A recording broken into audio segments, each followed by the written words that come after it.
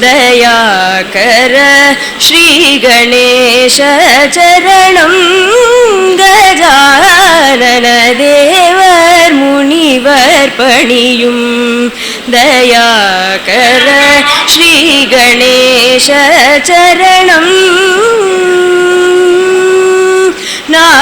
नागाभरणने नान्मறை போற்றும் நாகாபரணனே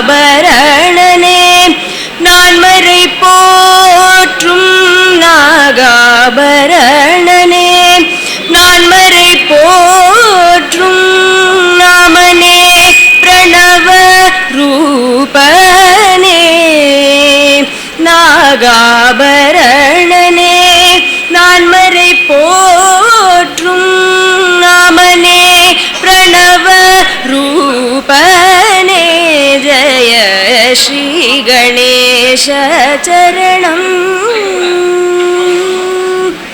பாதம் நம்பும் ராமதாச வரதனே பாதம் நம்பும் ராமதாச வரதனே மோதக பிரியனே கௌரி சுதனே பாதம் நம்பும் ராமதாச வரதனே மோதக பிரியனே கௌரி சுதனே ஆதிதேவன் உனதின் அருளில்லையே ஆதிதேவன் உனதின் அருளில்லையே வேதனுமாலும் செய்தொழிலுங்கோ ஸ்ரீ கணேச சரணம் கஜானன தேவர் முனிவர் பணியும் दयाकर श्री गणेश चरणं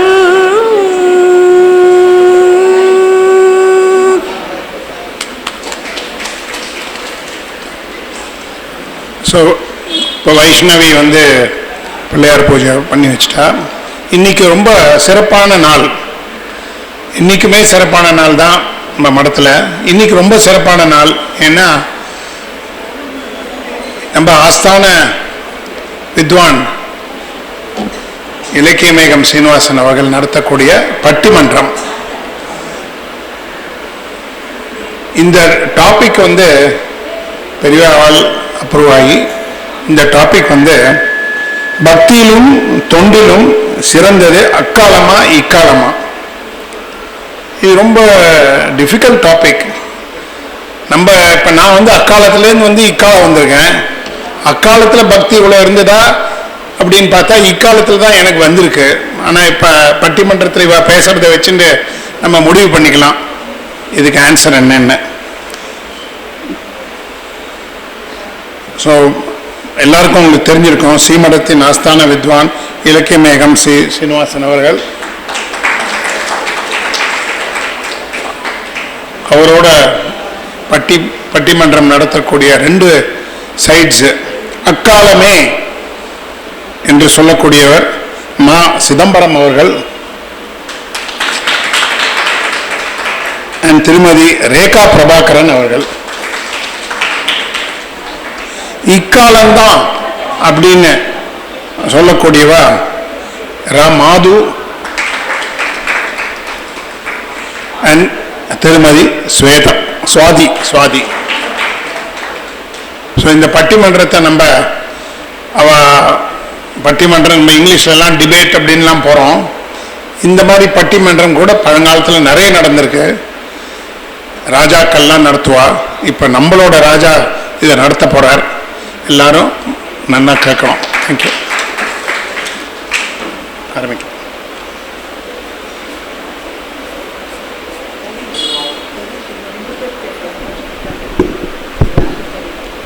திருவாக்கும் செய்கருமம் கைகூட்டும் சிங்க பெருவாக்கும் பெரும்பெருக்கும் உருவாக்கும் ஆதலால் வானூரும் ஆணை முகத்தானை காதலால் கூப்புவர்தம் கை ஸ்ரீவித்யோபாசனா சக்தம் ஸ்ரீ வித்யாபீட பூஷணம் ஸ்ரீவித்யா அபினவம் வந்தே ஸ்ரீ கிருஷ்ணானந்த சத்குரு வல்லபம் உந்தரியேன் சிறியேன் நின் மலரடிச்சேன் பல்லவம் அல்லது பற்றொன்றிலேன் பசும்பொற்பொழுப்பு உள்ளவர் தம்முடன் வீற்றிருப்பாய் வினையேந்தொடுத்த சொல் அவமாயினும் நின் திரு நாமங்கள் தோத்திரனே. வெற்றி என்னும் ஓர் சொல்லின் செல்வனே, விரைந்து செயல் முடிக்கும் வல்லனே, பற்றிடும் பதம் ஸ்ரீராமர் பாதமே, பாரினில் நீரேதான் தந்த வேதமே, உற்றவராய் நிதம் உலகுக்கு அருளிடும் ஓங்கு புகழ் ஸ்ரீ கிருஷ்ணானந்த சத்குரு, நற்றவத்தால் இங்கு வந்த நாயகா, நாளும் நோயின்றி காத்தருள்வாய். என் தாயும் எனக்கு அருள் தந்தையின் நீ, சிந்தாகுலமானவை தீர்த்து எனையாள் கந்தா கதிர்வேலவனே, உமையாள் மைந்தா குமரா மறை நாயகனே. தாயாகி தந்தையாகி சத்குருவாய் நமக்கு எல்லாமாக விளங்கக்கூடிய வழிபாட்டுக்குரிய ஸ்ரீ ஸ்ரீ பெரியவா அவர்களுடைய திருவடி தாமரைகளை வணங்கி பட்டிமன்றத்திலே பாங்குற வாதிட வந்திருக்கக்கூடிய அறிஞர் பெருமக்களையும் மிகச் சிறப்பாக இங்கே அறிமுக உரையை நிகழ்த்தி இருக்கக்கூடிய திரு மோகன் ராமநாதன் அவர்களையும் மற்றும் நிறைவாக நன்றி தெரிவிக்கக்கூடிய நம்முடைய ரவீந்திரன் அவர்களையும் மற்றும் இங்கே வருகை வந்திருக்கக்கூடிய அத்தனை பெருமக்களையும் இந்த நல்ல நாளிலே ஸ்ரீ ஸ்ரீ பெரியவா அவர்களுடைய திவ்ய சந்நிதியிலே வணங்கி வரவேற்று மகிழ்வதிலே மகிழ்ச்சி அடைகிறேன். இன்றைக்கு பெரியவாவுடைய மிகப்பெரிய கருணை, அவருடைய சன்னிதானத்திலே நாம் இருந்து பேசுவதற்கான பாக்கியம் நமக்கு கிடைத்திருக்கிறது. அவர்களுடைய சாதுர்மாச விரத காலத்தில் அது மட்டுமில்லாமல் எல்லா நாட்களிலும் அவர்களுடைய ஒவ்வொரு மணித்துளியும் மிகுந்த போற்றுதற்குரியது, பொன்னினும் மேலானது. நாம் எல்லாம் மணி வச்சிருக்கிறோம், நிமிஷம் வச்சிருக்கிறோம். ஆனால் பெரியவா செகண்ட்ஸோடு சேர்த்த கடிகாரம் தான் எப்பொழுது வச்சிருப்பாங்க. ஏன்னா அந்த அளவுக்கு அவங்க அந்த நேரத்திற்கான மதிப்பை தரக்கூடியவர்கள். அப்படிப்பட்ட அவ்வியாஜ கருணாமூர்த்தி நமக்காக இன்றைக்கு இங்கு எழுந்தருள்வதற்காக மீண்டும் மீண்டும் கோடி கோடி சாஷ்டாங்க நமஸ்காரங்களை நான் மனமொழி நீர்களாலே தெரிவித்துக் கொள்கிறேன். நமக்கு கிடைத்த மிகப்பெரிய பெயராக இன்றைக்கு நாம் அவர்கள் சன்னிதானத்திலே அமர்ந்திருக்கிறோம். பக்தியிலும் தொண்டிலும் சிறந்தது அக்காலமா இக்காலமா என்கின்ற தலைப்பு இன்றைக்கு பட்டிமன்றத்திலே வாதிடுவதற்காக சத்குருவினுடைய கருணையினாலே நாம் எடுத்துக்கொண்டிருக்கிறோம். பக்தினா என்ன, தொண்டுனா என்ன அப்படின்னு சொல்றதோட நான் என்னுடைய முதல் உரையினுடைய பங்கை நிறுத்திக் கொள்கிறேன். எது சிறந்து என்பதை அவர்கள் பேசுவார்கள். நாம நம்முடைய வீட்டில் தண்ணீரை எடுத்து குடித்தால் அது தண்ணீர், அதுக்கு எந்த ஸ்பெஷலும் கிடையாது. ஆனால் கோயிலிலே ஸ்ரீமடத்தில் தந்தால் அதுக்கு பேர் தீர்த்தம். நாம் வீட்டில் சாப்பிட்டா அதுக்கு சாப்பாடு, கோவிலில் எடுத்துக்கொண்டால் அதற்கு பிரசாதம். நம்ம வீட்டில் தோட்டம் வைத்து பூவை பறித்து சுவாமிக்கு வைக்கலாம், அதற்கு வீட்டிலே பூந்தோட்டம் என்று பெயர். ஆனால் கோவிலிலே இருந்தால் அதுக்கு நந்தனவனம் என்று பெயர். அந்த மாதிரி ஒவ்வொரு பொருளும் பக்தியோடு சேருகிற பொழுது அதற்குரிய பெயரும் மாறுகிறது, புனிதமும் ஆகிறது. அதுதான் விசேஷம். பூவை எடுத்து தினசரி சுவாமிக்கு வைத்து அதன் பிறகுதான் நாம் சாப்பிட வேண்டும் என்று நமக்கு அப்பர் பெருமான் சொல்றார். இறைவன் நாமம் சொல்லணும், இறைவனுக்கு பூவை பறித்து வைக்கணும், வழிபாடு பண்ணணும், அப்புறம் நம்ம உணவு எடுத்துக்கொள்ள வேண்டும். திருநாமம் 5 எழுத்தும் செப்பாராகில், தீவண்ணர் திறம் ஒரு கால் பேசாராகில், ஒரு காலும் மலர் பறித்திட்டு உண்ணாராகில், ஒரு காலும் திருக்கோயில் சூழாராகில், உண்பதன் முன் மலர் பறித்திட்டு உண்ணாராகில், அருநோய்கள் கெட வெந்நீர் அணியாராகில், அழியற்றார் பிறந்தவாறு ஏதோ எண்ணில் பெரு நோய்கள் மிக நலிய பெயர்த்தும் செத்தும் பிறப்பதற்கே தொழிலாகி இறக்கின்றாரே. யாரெல்லாம் இந்த மாதிரியான ஒரு அடிப்படை பணிகளை செய்யவில்லையோ அவர்கள் மறுபடியும் மீண்டும் மீண்டும் இந்த உலகத்திலே பிறந்து கொண்டே இருக்கிறார்கள். அடிப்படையான கடமை நாம் பிறந்ததற்கு நாம் நன்றி செலுத்த வேண்டிய கடமை. அதுக்கு பேர் கடன் என்று தமிழிலே பேர். நம்ம கடன் என்று சொன்னால் பொருளாதாரத்தில் அவற்றை வாங்கியிருக்கோம், அவற்றை திருப்பி கொடுக்கணுங்கிற கடன் இல்லை. நாம் பிறந்ததற்காக நாம் இறைவனுக்கு நன்றி செலுத்த வேண்டியது நம்முடைய கடன். அதனால்தான் அப்பெருமான் சொன்னால், தன் கடன் அடியேனையும் தாங்குதல் என் கடன் பணி செய்து கிடப்பது. நான் பணி செய்ய வேண்டியது என்னுடைய கடமை, உங்களுடைய கடமை என்னை தாங்க வேண்டிய கடமை. நான் பணி செய்தால்தான் என்னை நீங்கள் தாங்க வேண்டும் என்று கேட்கலாம். நான் ஒரு பணியும் செய்யாமல் என்னை காப்பாற்றலைன்னு சொல்லிக்கிட்டே இருந்தா அது பிரயோஜனம் இல்லை. என்னுடைய அடிப்படை வேலை, நான் இறைவனுக்கு 3 நேரமும் நன்றி செலுத்த வேண்டும். அதனால்தான் நாம தமிழ்ல சொல்றோம், காணாமல் கூடு, கோணாமல் கூடு, கண்டு கூடு என்று சொல்கிறோம். சூரியனை பார்ப்பதற்கு முன்னாலே, சூரிய உதயத்திற்கு முன்னாலே எழுந்து இறைவனுக்கு நன்றி சொல்வது. சூரியன் உச்சியிலே, கோணாமல் என்று சொன்னால் சூரியன் அப்படியும் நகராமல் உச்சியிலே இருக்கிற பொழுது சூரியனுக்கு நன்றி சொல்வது. சூரியனை பார்த்து அர்க்கியம் விடுவது. சூரியன் மாலை நேரத்தில் மறைவதற்கு முன்னாலே அவரை பார்த்து அர்க்கியம் விடுவதற்கு கண்டு கொடு, காணாமல் கொடு, கோணாமல் கொடு, கண்டு கொடு. இப்ப இறைவனை வழிபாடு செய்வதற்கான அடிப்படை தேவை என்னவென்றால் பக்தி என்று சொல்லக்கூடிய. தமிழில் தான் அதுக்கு நிறைய வார்த்தைகள் இருக்கிறது. இங்கிலீஷில் நாம் எப்படி திருப்பி சொன்னாலும் ஒரே வார்த்தை லவ் தான். அதுவும் இன்னைக்கு அந்த வார்த்தை எப்படி மாறி போச்சுன்னு உங்களுக்கு தெரியும். ஆனால் தமிழிலே தான் தாய் தன் மகன் மேலே வைத்தால் அதற்கு மகனோ மகளோ வைத்தால் பாசம் என்று பெயர். நாம் நம்மோடு உடன் பழகக்கூடியவர்கள் மேலே வைத்தால் அதற்கு நட்பு என்று பெயர். இறைவன் மேலே நாம் வைக்கிற அன்புக்கு பக்தி என்று பெயர். இறைவன் நம்மேலே செலுத்தக்கூடிய அன்பிற்கு, மகான்கள் நம்மேலே செலுத்தக்கூடிய அன்பிற்கு அருள் என்று பெயர். இப்படி ஒன்னொன்னா சொல்லிக்கிட்டே போகலாம், நிறைய வார்த்தைகள் இருக்கிறது. ஒரே அன்பு நாம் செலுத்தக்கூடியவர்கள் பகுதியிலே இருக்கிற சூழ்நிலையை பொறுத்து வித்தியாசமாக அமைகிறது. இப்ப பக்தி என்று சொன்னால் இன்றைக்கு என்ன ஆகிவிட்டது, புறச்சடங்குகளோடு பக்தி நின்று விட்டது. நான் கோயிலுக்கு போகிறேன், திருநீர் பூசுகிறேன், குங்குமம் வைக்கிறேன், திருமணம் இட்டுக் கொள்கிறேன், சந்தனம் வைத்துக் கொள்கிறேன், நான் வலம் வருகிறேன், அர்ச்சனை பண்ணுகிறேன், அபிஷேகம் பண்ணுகிறேன், பொங்கல் வைக்கிறேன், மாவிளக்கு வைக்கிறேன், இதெல்லாம் பக்தி என்று இந்த அளவோடு நின்று போய் இருக்கிறது. ஆனால் இதெல்லாம் பக்தியிலே புறச்சடங்குகள், வெளியில உள்ள விஷயங்கள்.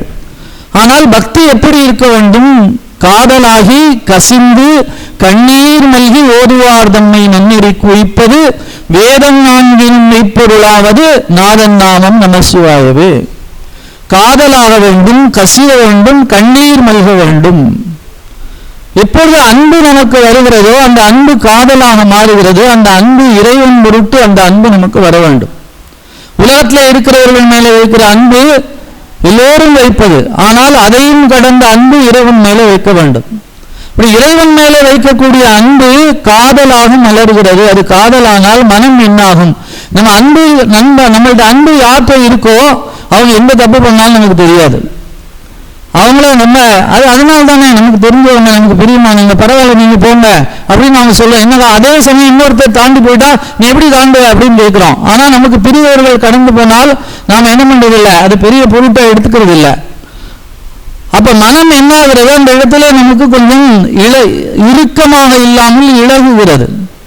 இப்ப மனம் இழக வேண்டும். நம்முடைய மனசு கல்லு மாதிரி இருக்கு. இந்த கல்லு மாதிரி எப்படி ஒரு நிலத்தை பண்படுத்த வேண்டும் என்று சொன்னால், அதை உழவன் உழுது நிலத்தை சரி செய்து மண்ணை நன்றாக வைத்து அதில் தண்ணீரை விட்டு அதை நன்றாக சகதியும் சேருமாக்கின பிறகு அதுக்குள்ள நெல்லையோ மற்ற தானியங்களோ விதைத்தால் அது முளைக்கிறதோ, அதுபோல இந்த மனம் இறுக்கம் இல்லாமல் கல் மாதிரி இல்லாமல் எப்பொழுது கசிகிறதோ, நெஞ்ச கனகல்லும் நெகிழ்ந்து உருக என்று சொல்றார் அருணகிரிநாதர். மாணிக்கவாசகர் சொல்றாரு, கல்லாமணத்து கடைப்பட்ட நாயனை வல்லாளன் தென்னன் என்பெருமான் பிச்சேற்றி கல்லை பிசைந்து கனியாக்கி தன் கருணை வெள்ளத்துள் அழுத்தி வினை கடிந்த வேதியன். இந்த கல்லை பிசைந்து கனியாக்குனாராம் மாணிக்கவாசகருக்கு. அப்ப நம்முடைய மனம் எப்படி இருக்கிறது, கல்லுருகும் வலிய பராய் கரடுருகும் எந்த உள்ளுருகும் வகையறியேன் என் செய்வேன் ஓதினேனே என்று தாய்மானவர் சொல்றார். அப்ப இந்த உள்ளம் உருக வேண்டும். உள்ளம் உருகினால் அதிலே பக்தி பயிர் பண்ணலாம். காதலாகணும், கசிய வேண்டும். அந்த கசிந்தால் என்ன வரும், கண்ணீர் வரும். பொண்ணை கல்யாணம் பண்ணியாச்சு, பொண்ணு வெளிநாட்டுக்கோ வெளியூருக்கோ அயலகத்துக்கோ போயாச்சு. போய் இறங்குறாங்க. இறங்கினோன்னா அந்த ஃபோனுக்காக நாம் காத்திருக்கிறோம். காத்து கொண்டே இருக்கிற பொழுது அங்கே இருந்து நான் இங்கே வந்து சேர்ந்துட்டேன் பத்திரமான ஃபோன் வருது. போனை காலில் எடுத்து வச்ச உடனே அங்கே இருந்து அப்பாவோ அம்மாவோன்னு கூப்பிட்ட உடனே நம்மளால என்ன பண்ண முடியும்? திரும்பி என்னப்பா பத்திரமா போயிட்டியா அப்படின்னு கேட்கறதுக்கு முன்னால கண்ணில் இருந்து நமக்கு கண்ணீர் வருது. என்ன காரணம்? அந்த குரல் நமக்கு உள்ளே போன உடனேயே நம்மை அறியாமல் நம்முடைய மனம் உருகுகிறது. அந்த பெண் மேலே வைத்திருக்கிற அந்த பாசம், அந்த அன்பு. அதனால்தான் வள்ளுவர் சொன்னாரு, அன்பிற்கும் உண்டோ அடைக்கும் தாழ் ஆர்வலர் புன்கணீர் பூசல் தரும். எது நமக்கு வெளிப்படுத்த அன்பை வெளிப்படுத்துவதற்கான ஒரு முறையில கண்ணீர் விடுதல். அபிராமப்பட்ட சொல்றார், விரும்பி தொழும் அடியார் விழிநீர் மல்கி நீபுலகம் அரும்பித்ததும்பி ஆனந்தமாகி அறிவு இழந்து சுரும்பிற் கழித்து மொழி தடுமாறி முன் சொன்னையெல்லாம் தரும் பித்தர் ஆவரென்றால் அபிராமி சமயம் நன்று. கண்ணீர் மல்குதல், கண்ணீர் மல்க வேண்டும். இறைவன் சன்னிதானத்திலே போய் நின்றால் நமக்கும் இறைவனுக்குமான தொடர்பிலே, அங்க போய் யார் வந்திருக்கா, யாருக்குன்னா நம்மளை யாரும் பார்த்தாங்களா, நம்மளை வாங்கன்னு சொன்னாங்களா, இல்ல நம்ம ட்ரெஸ் நல்லா இருக்குன்னு சொன்னாங்களா, நம்ம டெய்லி கோயிலுக்கு வர நோட் பண்றாங்களா, இதெல்லாம் நமக்கு அவசியம் இல்லை. நமக்கும் இறைவனுக்குமான அப்பர் பெருமான் உறவுக்கோள் நட்டு உணர்வு கயிற்றினால் முருக வாங்கி கடைய முன்னிற்குமே என்று சொல்றார். இறைவனுக்கும் நமக்குமான உறவு ஒரு ஜென்மாவில் இல்லை, ஒரு பிறவியில இல்லை. காலம் காலமாக புல்லாகி பூடாகி புழுவாய் மரமாகி பல்விருகமாகி பறவையாய் பாம்பாகி கல்லாய் மனிதராய் பேயாய் கணங்களாய் வல்ல அசுரராகி முனிவராய் தேவராய் செல்லாம் இந்த இத்தாவர சங்கமத்துள் எல்லா பிறப்பும் பிறந்து இழைத்தேன். இப்ப எல்லா ஜென்மங்களிலும் நமக்கு அப்பா யாரு அம்மா யாருன்னா பார்வதி பரமேஸ்வரர் தான். மாதாச்ச பார்வதி தேவி பிதா தேவோ மகேஸ்வரா பாந்தவா சிவபக்தாசு சதேச்சோ பூணத்ரயம். இந்த உலகமே நமக்கு சொந்தமாக இருக்கிறது. உறவினர்கள் யார் என்றால் பக்தர்கள் தான் உறவினர்கள். அம்மா யாரு? பார்வதி தேவி. அப்பா யாரு? சிவபெருமான். அந்த பந்தத்திலே நாம் என்ன செய்கிறோம்? இறைவன் சன்னிதானத்திலே போய் நிற்கிற பொழுது இறைவனிடத்திலே உருகி கண்ணீர் மல்கி இவ்வளவு புறச்சடங்கும் செய்வதற்கான நோக்கம் அந்த சன்னிதானத்திலே நமக்கு என்ன வர வேண்டும்? கண்ணீர் வரணும். அதான் பக்தியினுடைய அடிப்படையான வெளிப்பாடு. அந்த பக்தி வர வேண்டுமானால் என்ன வேண்டும்? நம்மிடத்துல இருக்கக்கூடிய அகங்காரம் போக வேண்டும். ஈகோயிசம், நான் தான் எல்லாத்தையும் பண்றேன், நான் தான் பார்க்கிறேன், நான் தான் செய்கிறேன், நான் இல்லைன்னா நடக்குமா, நான் இல்லைன்னா அதை செய்ய முடியுமா, எல்லாரிடத்திலும் வீடா இருக்கட்டும், அலுவலகமா இருக்கட்டும், பொது வாழ்க்கையா இருக்கட்டும், எல்லாருக்கும் அது எல்லா சமயத்திலையும் நமக்கு அந்த தலைக்கணம் வந்து விடுகிறது. தலைக்கணம் வந்தால் பக்தி வெளியேறிவிடும். அந்த தலைக்கணம் இல்லாத என்னை நான் காப்பாற்றிக் கொள்ள முடியும், என்னிடத்துல ஏதோ திறமை இருக்கிறது, நான் கெட்டிக்காரன், அந்த சிந்தனை இருக்கிற வரைக்கும் கடவுள் வர மாட்டார். திரௌபதி அந்த மிகப்பெரிய சபையில போய் நிற்கிறாள். அங்க இருக்கக்கூடிய திருதராஷ்டிரத்துல, அங்க இருக்கக்கூடிய பீஷ்மர் இடத்துல, அங்க இருக்க துரோணத்தை வித்திரத்தை எல்லாத்தையும் போய் தனக்கான விஷயத்தை முறையிடுகிறாள். என்னை தோற்றபின் தன்னை தோற்றானா, தன்னை தோற்றபின் என்னை தோற்றானா, என்ன செய்யா, எப்படி என்னை அடிமைப்படுத்துவார்கள்? முதலில் ரொம்ப கடுமையான ஆர்குமெண்ட்ஸ் என்று சொல்லுகிற மாதிரி விவாதம் நடக்கிறது.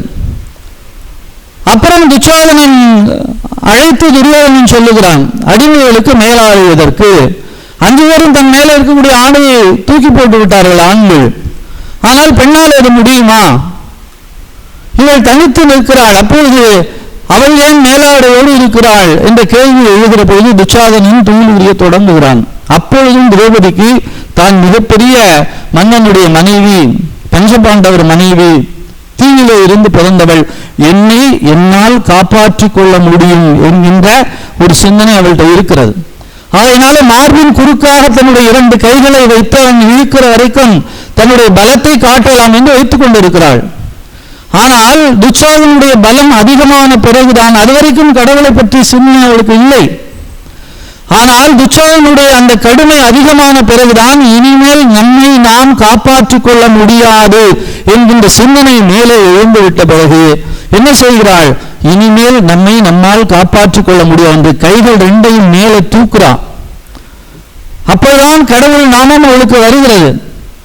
மகாகவி பாரதி சொல்லுவான், ஹரி ஹரி ஹரி என்றால் கண்ணா அபயம் அபயம் அபயம் உனக்கு அபயம் என்றால் கரியனுக்கு அருள் புரிந்தே அந்த கயத்திடை முதலையின் உயிர் வடித்தாய், கரியனின் நிறமுடையாய் கண்ணா காளிங்கன் தலைமிசை நடம்புரிந்தாய், பெரியதோர் பொருளாவாய் கண்ணா பேசரும் பழமறை பொருளாவாய், சக்கரம் ஏந்து நின்றாய் கண்ணா சார்ந்தன் என்பதில்லை கரத்துடையாய், அக்ஷரப் பொருளாவாய் கண்ணா அக்கார அமுதுண்ணும் பசுங்குடந்தாய், துக்கங்கள் அழித்திடுவாய் கண்ணா தொண்டர் கண்ணீர்களை துடைத்திடுவாய், தக்கவர் தமை காப்பாய், அந்த சதுர்முக வேதனை படைத்து விட்டாய், வானத்துள் வானாவாய் மண் நீர் தீ காற்றினில் அவையாவாய், மோனத்துள் விழுந்திருப்பார் தவ முனிவர்தம் அகத்தினில் ஒளிர்ந்தருவாய், காணத்து பொய்கையிலே தனி கமலமின் மலர்மிசை வீற்றிருப்பாள், தானத்து ஸ்ரீதேவி அவள் தாளினை கை கொண்டு காத்தருள்வாய், ஆதிக்கு ஆதியப்பா அறிவினை கடந்த விண்ணகப் பொருளே சோதிக்கு சோதியப்பா என்றன் சொல்லினை கேட்டு அருள் செய்திடுவாய், மா திக்கு வெளியினிலே நடுவானத்தில் பறந்திடும் கருடன் மிசை சோதிக்குள் ஊர்ந்திடுவாய், சுடற்பொருளே பேர் அடற்பொருளே கம்பத்தில் உள்ள அனாடா காற்றுண்டன் கடவுளை தூணிடத்தே வம்புரை செய்யும் மூடா என்று மகன்மிசை உருமிய தூணிதைத்தான், செம்பவர் குழலுடையான் அந்த தீயவள் இரணியன் உடல் பிளந்தாய், நம்பி நின் அடி தொழுவேன் என்னை நானடியாதிங்கு காத்தருள்வாய், வாக்கினுக்கு ஈசனையும் உந்தன் வாக்கினில் அசைத்திடும் வலிமையினாய், ஆக்கினை கரத்துடையாய் அன்புடை எந்தன் அருட்கடலே நோக்கினில் கதிருடையாய், இங்கு நூற்றுவர் கொடுமையை அழித்தருள்வாய், தேக்குநல் வானமுதே சிற்றிடை ஆய்ச்சியில் வெண்ணையுண்டாய், வையகம் காத்திடுவாய் மணிவண்ணா என்றன் மனச்சுடரே ஐயனின் பதமலரே சரண், ஹரி ஹரி ஹரி ஹரி என்றார். அப்படி அவள் சொன்ன பிறகுதான் அவளுக்கு பகவான் என்ன பண்றாரு, ஆடைகளாக கொடுத்தார். இப்ப பக்தி வர வேண்டுமானால் நாம் நம்முடைய தன் நினைப்பு அதை விடணும். பாஞ்சாலி புகழ் காக்க தங்கை கொடுத்தான், அந்த பாரத போர் முடிக்க சங்கை எடுத்தான், பாண்டவர்க்கு உரிமை உள்ள பங்கை கொடுத்தான், நாம் படிப்பதற்கு கீதை என்னும் பாடம் கொடுத்தான் கண்ணதாசன். பொன்மகள் பாஞ்சாலி பூந்துகில் தனை காக்க தென்றலின் வடிவாக கண்ணன் வந்தார். இப்படி பக்தி என்பது அடிநாதத்திலே இருந்து நம்முடைய தன்முனைப்பு என்று சொல்லக்கூடிய தலைக்கணத்தை விட்டு முழுமையாக சரணாகதி அடைவது. தொண்டு என்பது நாம் நிறைய சேவை செய்கிறோம். வெளி பொதுவுல வாழ்க்கையில லயன்ஸ் கிளப் இருக்கு, ரோட்டரி இருக்கு, ஜேஎஸ்எஸ் கிளப் இருக்கு, ஃப்ரெண்ட்ஸ் கிளப் இருக்கு, எவ்வளோ இருக்கு. அங்கே எல்லாம் தொண்டு செய்கிறோம். காலேஜில் படிச்சா என்எஸ்எஸ் என்சிசி என்னென்னமோ இருக்கு. ஆனால் அந்த தொண்டெல்லாம் ஏதாவது ஒரு எதிர்பார்ப்போடு சேர்ந்தது. அந்த தொண்டிலே என்றைக்கு அந்த சேவையில என்றைக்கு பக்தி கலக்கிறதோ அதுக்கு தொண்டு என்று பெயர். அந்த சேவை எல்லாரும் சேவை செய்கிறார்கள், ஆனால் அந்த சேவையிலே பக்தி கலந்தால் அதுக்கு தொண்டுன்னு பெயர். பக்தி என்பது உள்ளம் உருகுவது, தொண்டு என்பது இறை நினைப்போடு எந்த விதமான எதிர்பார்ப்பும் இல்லாமல், இன்னார் இல்லவர் என்று வேறுபாடு இல்லாமல் எல்லோருக்கும் செய்யக்கூடியது இறைவன் பெயரில். அதுக்கு அப்படி காலங்காலமாக செய்திருக்கிறார்கள். நாம் இப்பொழுது ராஜராஜ சோழன் காலத்தில் இருந்து வரப்போறாரு, அதுக்கு முன்னாடியிலிருந்து வரப்போறாரு.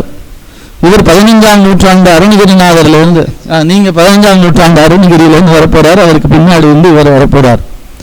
அந்த காலத்துல எப்படி தொண்டு செய்தார்கள், எப்படி பக்தி செய்தார்கள், அது சிறந்ததா இல்லை இப்ப எப்படி தொண்டு செய்கிறார்கள் பக்தி செய்கிறார்கள் அது சிறப்பானதா, அதை சொல்லுவதற்காக இன்றைக்கு இதனுடைய நோக்கம், இதனுடைய அடிப்படை நோக்கம் நமக்கு எந்த காலத்திலையும் ஒரு துளி கூட தலைக்கணம் வராமல் நம்முடைய பெரியவா பாதத்திலே நாம் பக்தி பண்ணிக்கொண்டே இருக்க வேண்டும் என்பதுதான் இதனுடைய அடிப்படையான நோக்கம்.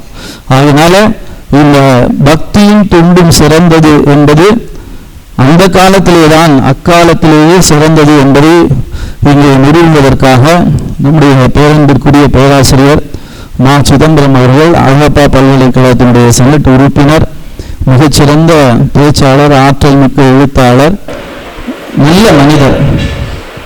அதனால அவரை அன்போடு வரவேற்று நிகழ்கிறோம். அவரை பொழுது அக்காலமே என்ற தலைப்பிலே உரைநிறுத்தார். எடுத்த காரியம் யாவிலும் வெற்றி, எங்கு நோக்கினும் வெற்றி மற்றாங்கே விடுத்த வாய்மொழிக்கு எங்கனும் வெற்றி. போற்றுதலுக்கும் பிற வணக்கத்திற்கும் உரிய மகா சன்னிதானம் அவர்களுடைய பொன்னார் திருவடிகளை மனமுடிமைகளால் வணக்கம் செய்து என்னுடைய உரையை தொடக்கம் செய்வதில் பெரிதும் மகிழ்ச்சி அடைகிறேன். எங்கள் போற்றுதலுக்குரிய நடுவர் பெருந்தகை அவர்களே, 2 அணியினுடைய சார்பாகவும் பேசுவதற்காக வருகை தந்திருக்கிற சான்றோர் பெருமக்களே, இவர்கள் என்ன பேச போகிறார்கள் என்பதை கேட்டு ரசிப்பதற்காக வந்திருக்கிற சான்றோர்களே, உங்கள் அத்துணை பேரையும் வணங்கி மகிழ்வதில் மீண்டும் ஒரு முறை பெருமகிழ்ச்சி அடைகிறேன். ஒரு அருமையான ஒரு தலைப்பு, பக்தியும் தொண்டிலும் சிறந்திருப்பது அக்காலமா இக்காலமா என்று கேட்டிருக்கிறார்கள். நடுவர்களே, ஒருவேளை பக்தியும் தொண்டும் பெரிதும் தேவைப்படுவது அக்காலத்திலா இக்காலத்திலா அப்படின்னு கேள்வி கேட்டிருந்தீங்கன்னா, நாங்க இக்காலத்துலதான் அப்படின்னு சொல்லிட்டு நாங்க இறங்கி போயிடுவோம். ஆனா கேள்வி அது இல்லை. எது தேவைப்படுவதல்ல, எது சிறந்திருப்பது என்பதுதான் கேள்விங்கிறதுனாலதான் நாங்க அக்காலத்திலேயே அப்படின்னு சொல்றதுக்காக நின்றுட்டு இருக்கிறோம். நடுவர்களே, கொஞ்சம் அக்காலம் எப்படி இருந்தது, இக்காலம் எப்படி இருக்கிறது அப்படின்னு புரிஞ்சுக்கிட்டாதான் தலைப்புக்குள்ள போறதுக்கு சரியா இருக்க முடியும். பெரியவர்களே, நம்ம நிறைய புராணங்கள்லாம் வாசிச்சிருக்கிறோம். புராணங்கள் நமக்கு எப்படி சொல்லி கொடுக்குது, அரக்கர்கள் அப்படின்னா எப்படி இருக்கணும், ஒரு 10 தலையோட இருக்கணும், ஒரு 20 தோள்களோட இருக்கணும், கூர்மையான நகங்கள் இருக்கலாம், பற்கள் இருக்கலாம், இப்படி எல்லாம் நமக்கு புராணங்கள் சொல்லி கொடுத்துருக்கு இல்லையா? ஆனா அரக்கர்கள் அப்படி இருக்கணும் அப்படிங்கிற கட்டாயம் இல்லை. உண்மையிலே யார் அரக்கர்கள் அப்படின்னு கேட்டீங்கன்னா, எல்லாருக்கிட்டையும் இருந்தும் ஒரு நல்ல விஷயத்தை கத்துக்கலாம். அரக்கத்தை இருந்தும் கத்துக்கிறதுக்கு ஒரு நல்ல விஷயம் உண்டு. ஒரு செயலை பெறுவது என்று முடிவு செய்தால் அதற்கு அரக்கர்களை போல யாரும் முயற்சி செய்ய முடியாது. கடுமையா தவம் பண்ணுவாங்க, தீ மேல நிற்பாங்க, ஒற்றை காலில் நிற்பாங்க, ஊசி மேல நிற்பாங்க, வரம் வாங்குவாங்க. அதுவும் சாதாரண வரம் இல்லை. ராவணெல்லாம் 3 கோடி வாழ்ந்தாலும் முயன்றுடைய பெருந்தவமும் எப்போதும் யாராலும் வெல்லப்படான் என கொடுத்த வரமும் உடையவன் ராவணன். அவ்வளவு வரம் அவங்கள்ட்ட இருக்கும். ஆனா என்ன பிரச்சனை தெரியுங்களா? அரக்கர்கள் தவம் செய்வார்கள், வரம் வாங்குவார்கள், ஆனால் அந்த வரத்தையே சாபமாக பயன்படுத்திக்குவார்கள். அந்த வரம் என்ன செய்ய, அகந்தையை தரும். அந்த அகந்தையினால அவர்கள் அடியவர்களுக்கு துன்பம் தருவார்கள். இறைவன் அவதாரம் செய்து அரக்கர்களை வதம் செய்வான். இதுதானே. அப்ப நமக்கு முடிவு கொள்ளலாமா? யார் அரக்கர்கள்னா 10 தலை 20 தோல் கூர்மையான கைகள் உடையவர்கள் இல்ல. யார் ஒருவர் தனக்கு கிடைக்கிற வரங்களை சாபங்களாக மாற்றிக் கொள்கிறார்களோ அவர்கள் அத்துணை பேரும் அரக்கர்கள் என்ற முடிவுக்கு வந்துடலாம். இப்படி யோசிச்சு பாருங்களேன். இந்த நூற்றாண்டுல நம்ம கிடைச்சிருக்க மிகப்பெரிய வரம் இந்த செல்போன் இல்லையா? ராஜராஜ சோழனுக்கு என்னன்னு தெரியாது, கரிகால் சோழனுக்கு என்னன்னு தெரியாது இல்லையா? ஆனா இந்த செல்போன் நம்ம கிடைச்சிருக்க மிகப்பெரிய வரம். ஆனால் இன்னைக்கு நம்ம இந்த வரத்தை சாபமாக பயன்படுத்திக் கொள்கிறோமா இல்லையா? எத்தனை பேர் இந்த செல்போனுக்குள்ள மூழ்கி போய் பக்தினா என்ன, தொண்டுனா என்னன்னே தெரியாதவர்களாக வாழ்ந்து கொண்டிருக்கிற சமூகமாக இருக்கிறோமா இல்லையா? அன்னைக்காவது ஒரே ஒரு ராவணன், இன்னைக்கு ஒரே ஒரு சூரபத்மன். ஆனா இன்னைக்கு யாரு கையில எல்லாம் செல்போனை வச்சுக்கிட்டு தேவையில்லாத விஷயங்களை வேலைகளை பண்ணிட்டு இருக்கிறோமோ அத்தனை பேரும் அரக்கர்களுடைய வடிவங்கள். இந்த நூற்றாண்டுல பக்தியும் தொண்டும் சிறந்திருக்குது அப்படின்னு பேசுறதுக்கு பாவம் எங்க அண்ணன் மாதவண்டே, அந்த காலத்து ஆளு, வேற வழி இல்லை. அவர் இன்னமும் அங்க இருந்து தாண்டி வந்து இங்க வந்துட்டு இங்க இருக்கு அப்படின்னு சொல்றதுக்காக அவர் வந்து நிக்கிறார். எனக்கு ரொம்ப ஆச்சரியமா இருக்கு. நடுவர்களே, நீ ரொம்ப அழகா தொடங்குற ஒரு விஷயம் சொன்னீங்க. பக்திக்கும் தொண்டுக்கும் என்ன ரொம்ப முக்கியம்? பக்திக்கும் தொண்டுக்கும் ரொம்ப அடிப்படை நான் என்கிற அகங்காரத்தை துறப்பது. இதான அடிப்படை. நீங்க, நான் ஒரு நடந்த சம்பவம் சொல்றேன். ஒரு கோயில்ல ஒரு ஆன்மீக சொற்பொழிவுக்காக போயிட்டு வெளியில வந்து பார்த்தேன். என்னுடைய செருப்பை யாரோ தொத்திட்டு போயிட்டார். மனசுக்குள்ள ஒரு சந்தோஷம், பரவாயில்ல நமக்கும் ஒரு பரதன் இருக்கிறானே, நம்ம ஒரு ஆங்குறோம் இல்லையோ ஒரு பரதன் இருக்கிறானே, ஒரு மகிழ்ச்சி. வெளியில ஒரு பெரியவர் பார்த்து கேட்டார், என்ன தேடுறீங்கன்னா? உண்மையில என் செருப்பை காணான்னு தேடுறேன். அவர் ஒரு அழகா ஒரு பார்த்து சொன்னார், பாருங்க, ஒன்னும் வருத்தப்படாதீங்க, கோயில் வாசல்ல செருப்பு தொலைஞ்சா நல்லது. நான் மனசுக்கு நினைச்சிட்டேன், யாருக்கு நல்லது? எடுத்துட்டு போனவனுக்கு நல்லது. 500 ரூபாய் புதுச்செருப்பை தொலைச்ச நமக்கு தானே என்ன கஷ்டம்னு தெரியும். அப்புறம் வர்ற பொழுது நான் ஒரு விஷயம் யோசிச்சுட்டு வந்தேன். பழமொழிகள் ரொம்ப பழசு. கோயில் வாசலில் செருக்கு துளைந்தால் நல்லது என்பதுதான் பழமொழியாக இருந்திருக்கணும். கோயில் வாசலில் செருக்கு நான் என்கிற செருக்கு துளைந்தால் நல்லது என்பதுதான் பழமொழியாக இருந்திருக்கணும். ஆனா யாரோ ஒரு செருப்பு திருடுறவன் தனக்கு வசதியா கோயில் வாசலில் செருப்பு துளைந்தால் நல்லது என்று பழமொழியை மாற்றிக்கொண்டான் அப்படின்னு புரியுது. அப்ப ஒரு உண்மையான பக்திக்கும் ஒரு உண்மையான தொண்டிற்கும் முதலில் நான் என்கிற அகந்தை அழிவது மிக அவசியம். ஆனால் இந்த நூற்றாண்டு ஒவ்வொரு மனிதனுக்குள்ளையும் நான் என்கிற அகந்தை இருக்கிறது. யாரு சொல்றது யாரும் கேட்கறது இல்ல. நீ சொல்றது நான் என்ன கேட்கறது, நான் சொல்றது நீ ஒரு சின்ன பையன் பேச முடியுதா? என்ன சொல்றேன், போங்க பெருசு, எங்களுக்கு எல்லாம் தெரியும் சொல்றானா இல்லையா, சொல்லிட்டு போறானா இல்லையா? இந்த நூற்றாண்டு அகந்தைகளினுடைய நான் என்கிற ஆணவங்களினுடைய நூற்றாண்டு. இந்த நூற்றாண்டில் பக்தி என்பது சிறந்திருப்பதற்கு வாய்ப்பே இல்லை. இதற்கு அந்த நூற்றாண்டு எப்படி இருந்ததுன்னு சொல்லவா? நடுவர்களே, ராஜராஜ சோழனை எல்லாருக்கும் தெரியும், ராஜேந்திர சோழன் எல்லாருக்கும் செஞ்ச பணி எல்லாம் தெரியும். நான் ஒரு புதிய வித்தியாசமான செய்தி சொல்றேன் பாருங்க. ஒரு ராஜா ஒருத்தர் அரண்மனையில உட்கார்ந்து இருக்கிறார். இந்த பக்கம் நாட்டுல ஒரு சிவனடியார் சிவபெருமானுக்கு அபிஷேகம் செய்யறதுக்காக கொஞ்சம் எள்ளு காய வச்சிருக்கிறார். அந்த பக்கம் போன ஒரு திருடன் என்ன பண்ணா, ரொம்ப வேகமா ஓடி போய் கொஞ்சம் எள்ளை எடுத்து வாயில போட்டான். யாரு? இறைவனுக்கு படைக்கணும்னு வச்சிருந்த எள்ளை எடுத்து வாயில போட்டான். இந்த சிவனடியார் ஓடி போய் அப்படியே புடிச்சார், கழுத்தை புடிச்சார். எள்ளு கீழே இறங்க முடியாம கழுத்தை புடிச்சார். கழுத்தை புடிச்சிட்டு நேர அரசன்ட்ட கொண்டாந்து நிப்பாட்டினார். ராஜா, நான் கடவுளுக்காக சிவபெருமானுக்கு எண்ணெய் அபிஷேகம் செய்யறதுக்காக வச்சிருந்த எள்ளு காய வச்சிருந்த பொழுது இதை எடுத்து முழுங்கிட்டான், இதை திருடன் அப்படியே கொண்டே நிப்பாட்டுற. இப்ப ராஜா கேட்டார், எதுக்கு முழுங்கின? இப்ப திருடன் கொஞ்சம் புத்திசாலி திருடன். அவன் என்ன பதில் சொன்னா, ராஜா மிகப்பெரிய சிவபக்தர்னு தெரியும். என்ன பதில் சொன்னா, நான் எதுக்கு இந்த எள்ளை முழுங்கினேன் தெரியுமா, வாயில வச்சிருக்கேன், எதுக்கு வச்சிருக்கேன்னா, ஒரு உண்மை என்னன்னா, சிவபெருமானுக்கு வைக்கப்பட்ட எல்லை எடுத்து யாராவது கொஞ்சம் சாப்பிட்டுட்டா அவங்க அடுத்த பிறவியில் மாடாக பிறப்பார்கள் அப்படின்னு ஒரு விஷயம் இருக்கு. நான் அடுத்த பிறவியில மாடா பிறந்து சிவபெருமானுக்கு இந்த எல்லை ஆற்ற செக்கு இருக்கு இல்லையா, அந்த செக்கில ஒரு மாடாக இருந்து நான் ஆட்டுகிற அந்த புண்ணியத்தை பெற வேண்டுமே என்பதற்காக கொஞ்சம் எல்லை எடுத்து வாயில போட்டுட்டேன்னா இது சத்தியமா பொய், இது சத்தியமா உண்மை இல்ல, பொய். இப்ப ராஜா என்ன பண்ணணும், தண்டனை கொடுக்கணும் இல்லையா?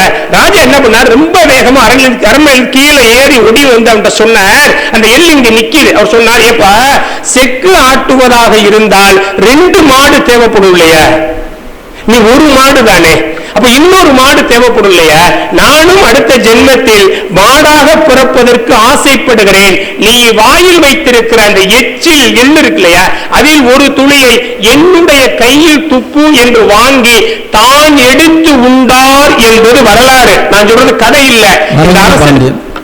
இந்த அரசனுக்கு வரகுண பாண்டியன்னு பேர்.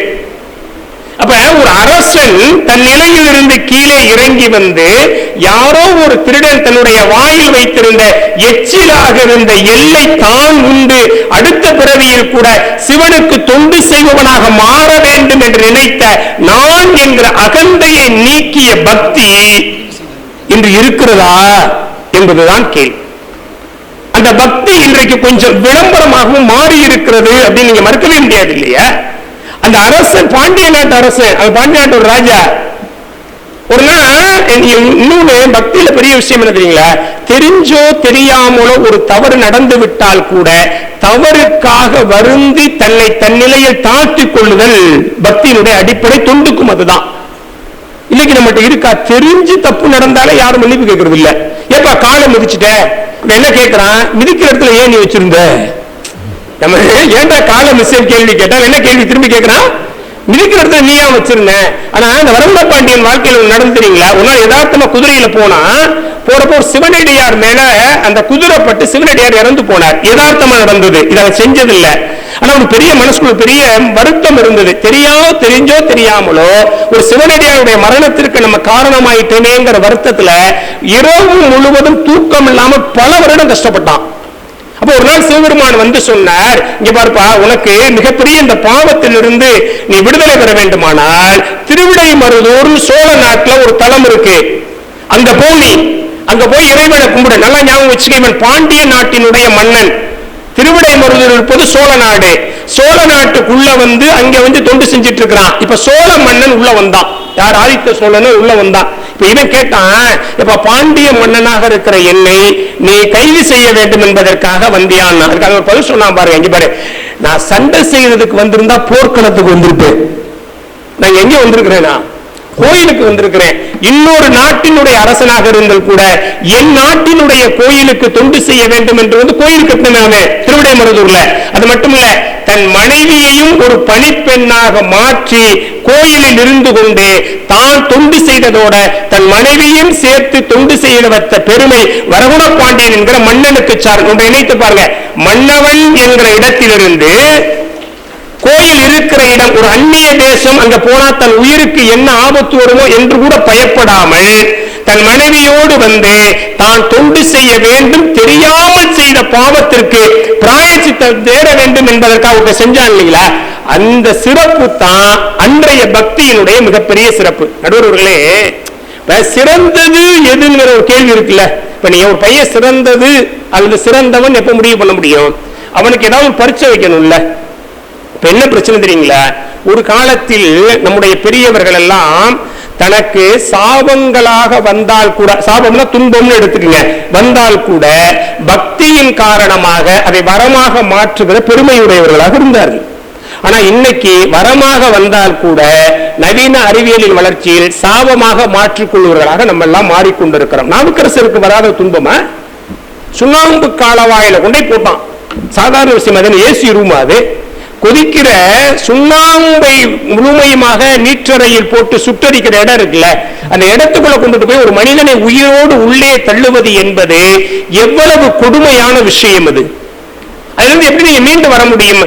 பக்தியில் நீங்கள் மீண்டு வர வேண்டுமானால் ரெண்டு வேண்டும். ஒன்று, எல்லா துன்பங்களையும் இறைவன் பெயரால் தாங்கிக் கொள்கிற மனம்.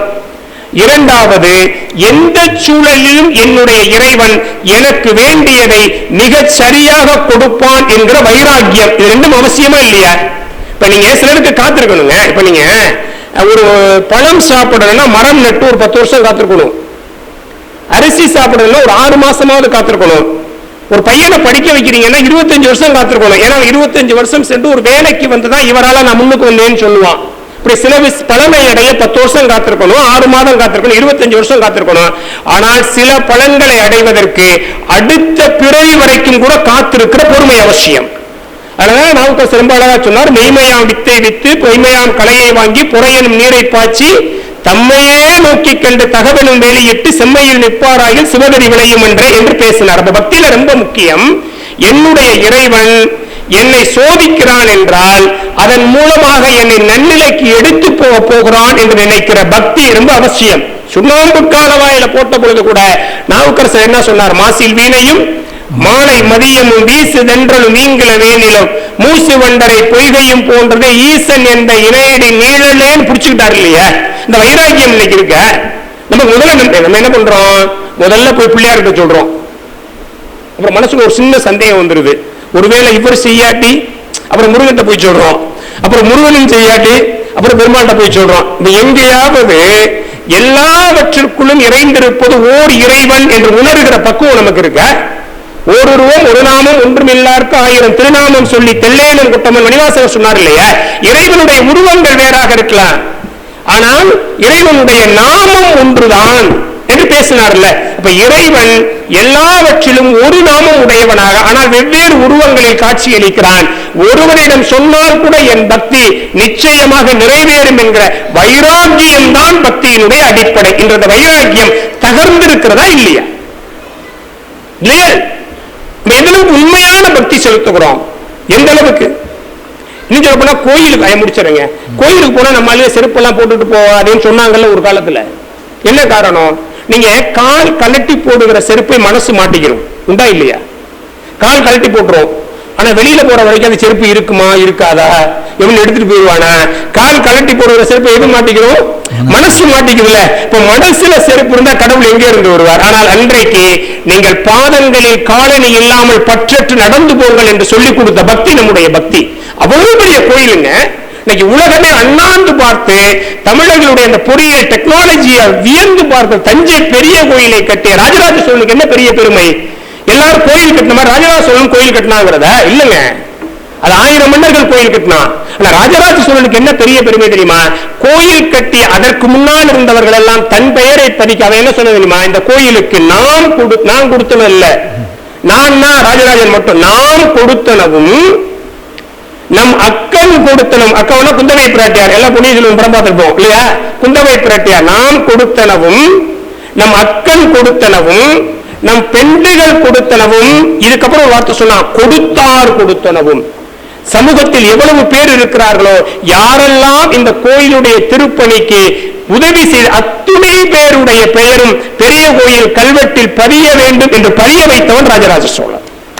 ஒரு மோர் கொடுத்த அம்மாவுடைய பேர் இருக்கு, மோர் கொடுத்த அம்மா. சாதாரணமான வேலை செஞ்சவங்க தன்னுடைய பெயரை வச்சான். கட்டணவனுக்கு குஞ்சரமல்ல ராஜராஜன் அப்படின்னு ஒரு பேர். எல்லோருக்கும் தன் பெயரை வைத்து கொண்டாடியவன். தென்காசியில் ஒரு கோயிலை கட்டிய பாண்டிய மன்னன் சொன்னான், இந்த கோயில் இன்றல்ல, இனி எதிர்வரும் காலங்களில் கூட இயற்கையின் சீற்றத்தால் ஒரு கல் பெயர்ந்து விழுமானால் கூட அதை எடுத்து யார் வைக்கிறார்களோ அவர்களை தலைமேல் சுமந்து கொண்டு தென்காசி நகரை சுற்றி வருவதற்கு நான் தயாராக இருக்கிறேன் என்று ஒரு மன்னன் பேசுகிறான் என்றால் ஒரு உண்மையான பக்தி, தன்னலம் துறந்த பக்தி, வைராக்கியத்துடன் கூடிய பக்தி, என் இறைவன் எனக்கு வேண்டியதை தருவான் என்கிற நம்பிக்கையோடு கூடிய பக்தி, தன்னை இழந்து இறைவனை அடைய நினைக்கிற பக்தி என்பது அக்காலத்தினுடைய பக்தி தான் என்பதாக சொல்லி, இக்காலத்தை குறை சொல்வதல்ல எங்கள் நோக்கம். ஆனால் இக்காலத்தில் குறைகள் இருக்கிறது என்று ஏற்றுக்கொண்டால் தான் அதை நிறையாக மாற்ற முடியும் என்பதால் அந்த பக்தி இன்று கொஞ்சம் குறைந்திருக்கிறது. அது 100க்கு 100% இது 100க்கு 80% என்பதாக சொல்லி, இது வளர வேண்டும், வளர்வதுதான் நம்முடைய நோக்கம் என்பதாகவும் சொல்லி நல்ல வாய்ப்புக்கு நன்றி பாராட்டி விடைபெறுகிறேன். நன்றி, வணக்கம். மகிழ்ச்சி. மிகச் சிறந்த கருத்துக்களை பதிவு செய்திருக்கிறார்கள். ராஜராஜ சோழன் கல்வெட்டிலே சாதாரண பணியாளர் வரைக்கும் இந்த கோவிலில் யார் பணி செய்தார்கள் என்பதை பொறுத்து வைத்திருக்கிறார். அதே போல வரகுண பாண்டியன் சுவாமிக்கு எதை கொடுத்தாலும் அந்த பொருள் உயர்ந்ததாக இருக்க வேண்டும் என்று இருக்கிறது. திருவிடைமருதூர்களுக்கு அவர் சொன்ன மாதிரி பாண்டிய நாட்டு மன்னன் போய் சோழ நாட்டிலே பணி செய்கிறார். திருவிடைமருதூரிலே தான் அவருக்கு பிரம்மகத்தி தோஷம் போனது. அதனால்தான் இப்பவும் திருவிடைமருதூர் கோயிலுக்குள்ள சாமி கோயிலுக்குள்ள போனா அதே பாதையில திரும்புறதில்லை, அம்பாள் ஒரு சன்னதி வழியா தான் வெளியில வரணும். ஏன்னா அந்த பிரம்மகத்தி காத்து கொண்டே இருக்கிறார். சுவாமி கோயிலுக்குள்ள நுழைந்த உடனேயே அவரை பற்றி இருந்த பிரம்மகத்தி தோஷம் நீங்கி போனது. மகாலிங்க சுவாமி அவ்வளவு பெரியவர், மகாலிங்கம்னு அவருக்கு பேர் இல்லையா? அப்படிப்பட்ட அந்த சன்னிதானத்துல அவருக்கு அழகான மனைவி கிடைத்தாள். கல்யாணமாகி மனைவியோடு தனித்து இருக்கிறார். முதல் இரவில அந்த மகாராணியை பார்க்கிறார். இவ்வளவு ஒரு அழகான பெண். ஒரு முதல் இரவிலே மனைவியை பார்த்த சாதாரண மனிதர்களுக்கு ஒரு உணர்ச்சி வேறு, வரகுண பாண்டியனுக்கு இருந்த நிலை வேறு. வரகுண பாண்டியன் என்ன செய்தான்? இத்தகைய உயர்ந்த பொருள் எப்பொழுதும் இறைவனுக்கு பரிசாக வேண்டும், நான் அனுபவிக்க கூடாது என்று சொல்லி அந்த பெண்ணை அழைத்து கொண்டு அந்த நட்ட நடு ராத்திரியிலே மகாலிங்க பெருமானுடைய சன்னிதானத்திலே கொண்டு போய் விட்டு நேரே நம்முடைய வீட்டுக்கு வந்து விட்டான், அரண்மனைக்கு வந்துட்டான். மறுநாள் காலையில் அர்ச்சகர் போல் கோயிலை திறக்கிறார். திறந்தால் சிவலிங்க திருமேனியின் மேல வளையலோடு கூடிய ஒரு பெண்ணினுடைய கரம் இருக்கிறது. பயந்து போயிட்டாரு. வேகமாக ஓடி வந்து அரண்மனையில ராஜாட்ட சொல்றாரு. வரகுண பாண்டியன் இங்கேருந்து போய் பார்க்கிறாரு. தான் ராத்திரி அழைத்து கொண்டு வந்த மகாராணியினுடைய கரம். இவர் சொல்றாரு, சுவாமி நிவேதனம் பண்ணக்கூடிய பொருளை முகர்ந்து பார்க்க கூடாது, நிவேதனம் பண்ணக்கூடிய பொருளை புனிதமாக தொடக்கூடாது. நான் என்னுடைய மனைவியை கையை பிடித்து அழைத்து வந்து உன்னிடத்திலே விட்டதுனால இந்த கரத்தை ஏற்றுக்கொள்ளாமல் நீ வெளியிலேயே விட்டு வைத்திருக்கிறாய். உனக்கு நிவேதனத்தை முழுமையாக நான் படைக்கவில்லை என்பதனால என் உயிரை நான் மாய்த்துக் கொள்கிறேன் என்று குத்துவாளை எடுத்து உள்ளே சொருக போனான். மகாலிங்கமூர்த்தி சொன்னாரு, இத்தகைய புனிதமான பக்தன் தொட்ட கையை நான் தொடுவதற்கு அஞ்சுகிறேன், ஆகையினால அந்த கையை மட்டும் உள்ள நான் இழுத்துக் கொள்ளலாராம். அவ்வளவு பெரிய பக்தி. அங்கேதான் அத்வைதம் சத்தியம் என்று சொல்லி நமக்கு மிகப்பெரிய உண்மையை சொன்னது மகாலிங்க சுவாமியினுடைய திருக்கரத்துல. அத்தகைய ஒரு உயர்ந்த பண்பு வைகுண்ட பாண்டியனுக்கு இருந்தது, ராஜராஜ சோழனுக்கு இருந்தது. தென்காசியிலே கோவிலை மிகச் சிறப்பாக கட்டிய அந்த மன்னன் இந்த ஆலயத்துக்கு யார் எதிர்காலத்திலே திருப்பணி செய்கிறார்களோ அவர்களை என் தலைமையிலே நான் தாங்கிக் கொள்ளுகிறேன் என்று சொன்ன கல்வெட்டு இன்றைக்கும் இருக்கிறது. தென்காசிக்கு நீங்க போனா அந்த கோயில பாருங்க, மன்னன் கீழே படுத்து நமஸ்காரம் என்ற மாதிரியான ஒரு சிலை இருக்கும், அங்கே கல்வெட்டு இருக்கும். அப்படி திருப்பணி செய்திருக்கிறார்கள். இப்ப அரக்கர்கள்னா யாருன்னு நாம நினைச்சுட்டு இருக்கோம்னா இந்த மாதிரியான உருவம் உள்ளவர்கள் தான் அரக்கர்கள். கம்பர் ரொம்ப அழகா சொல்வார், அண்ணா சொல்வார், இரக்கம் இல்லாத நெஞ்சினர் அரக்கர் என்று சொல்வார். அந்த காலத்தில் அரக்கருக்கு அப்படி உருவம் இருந்தது. ஆனால் இன்றைக்கு அரக்கர்கள் எல்லா வடிவத்திலும் இருக்கிறார். இன்றைக்கு பார்த்தீங்கன்னா ஹீரோ எல்லாம் பரட்டையா தெரியுறான், வில்லன்லாம் பார்த்தா நல்லா வெள்ளை சட்டை போட்டு வெள்ளை வேஷ்டி கட்டி அப்படி ரொம்ப அழகா தெரியுறான். இப்ப யார் அரக்கர் என்று எனக்கு தெரியல. அது ரொம்ப தெளிவாக சொன்னார்கள். அக்காலத்தில் இருந்த சூழ்நிலை பக்தி. இக்காலத்தில் செல்போன் கையில வந்த பிறகு அதுவே நமக்கு வரமாக உள்ளது, சாபமாக மாறி இருக்கிறது என்பது வரை ரொம்ப அழகான சிறந்த வாதத்தை வைத்திருக்கிறார்கள். அவர்களுக்கு பாராட்டை சொல்லி, நீங்க சும்மா அந்த காலத்து விஷயத்தை பேசிட்டே இருக்கீங்களேங்க, இந்த காலத்துல என்ன அப்படின்னு வாதத்தை சிறப்பாக வாதிடுவதற்காக முனைவர் காஞ்சிபுரம் மடத்துல மகா பெரிவாள்கிட்ட பணி செய்தார். கும்பகோணத்துல இருக்கிற காலத்திலேருந்து என்னோட தாத்தாவோட 14 வயசுலேருந்து மகா பெரிவா கூடவே இருந்தா என்னோட தாத்தா. என் தாத்தாவுக்கு பேரு கஜானா ராமச்சந்திர ஐயர்னு பேரு. மடத்தோட கணக்கு வழக்கெல்லாம் பூரா பார்த்துட்டது என்னோட தாத்தா தான். 14 வயசுலேருந்து கும்பகோணம் மடத்துல இருந்து அதுக்கப்புறம் காஞ்சிபுரம் வந்ததுலேருந்து மடத்திலேயே தான் என்னோட தாத்தா இருந்தார். ஸ்ரீசைலத்துல கோவில் கும்பாபிஷேகம் நான் சொல்றது 1967. மகா பெரிவா கிளம்பி போகும்போது ராமச்சந்திரா நீயும் வா அப்படின்னு, என் தாத்தாவை தீட்சுன்னு கூப்பிடுவா மகா பெரிவா, நீயும் வா அப்படின்னு கூட்டின்னு போயாச்சு. போய் ஒரு 2-3 நாள் கணக்கு பார்த்து வழக்கெல்லாம் பார்த்து எல்லாம் பண்ணி கும்பாபிஷேக வேலை எல்லாம் நடந்துருக்கு. பெரியவா திடீர்னு எங்க தாத்தாவை கூப்பிட்டா, இங்க வா நீ கிளம்பி ஊருக்கு போ, இல்ல நிறைய வேலை இருக்க, பரவாயில்ல நீ கிளம்பி ஊருக்கு போ அப்படின்னு சொன்னான். கூட்டின்னு போய் நீ ரொம்ப நாளா பாதுகை கேட்டு இருந்திய இந்தா அப்படின்னு எங்க தாத்தாவுக்கு மகா பெரிவா பாதுகையை கொடுத்து ஸ்ரீசைலத்துல இருந்து நேர கிளம்பி எங்க தெரியுமா போகணும், மெட்ராஸுக்கு போ, திருச்சிக்கு போகாத, எங்க வீடு திருச்சி, திருச்சிக்கு போகாத, சென்னைக்கு உன் பொண்ணு வீட்டுக்கு போ அப்படின்னு சொல்லிட்டான்.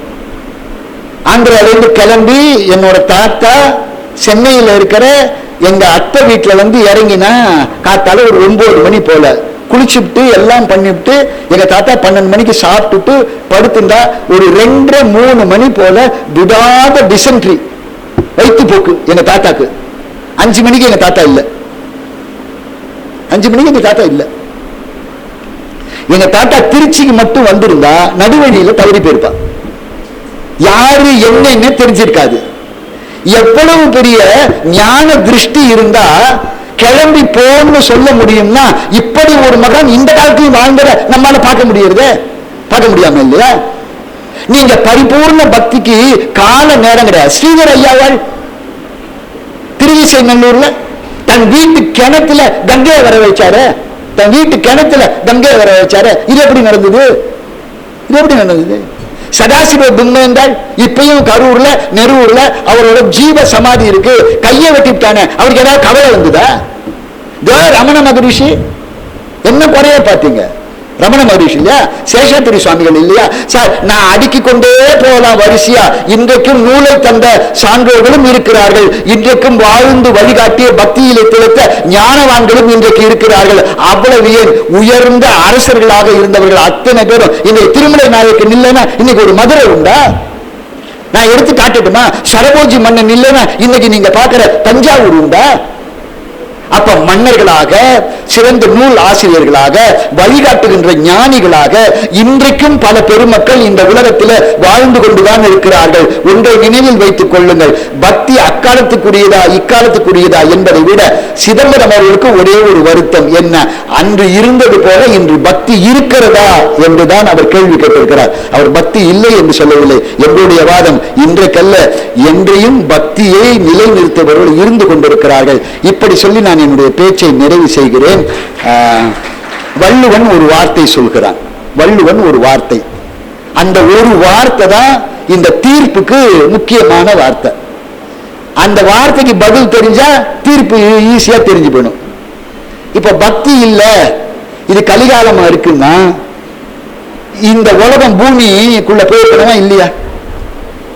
பூமிக்குள்ள போயிருக்கணுமா இல்லையா? போகலையே. ஏன்? வள்ளுவர் சொன்னார் பாருங்க, பண்புடையா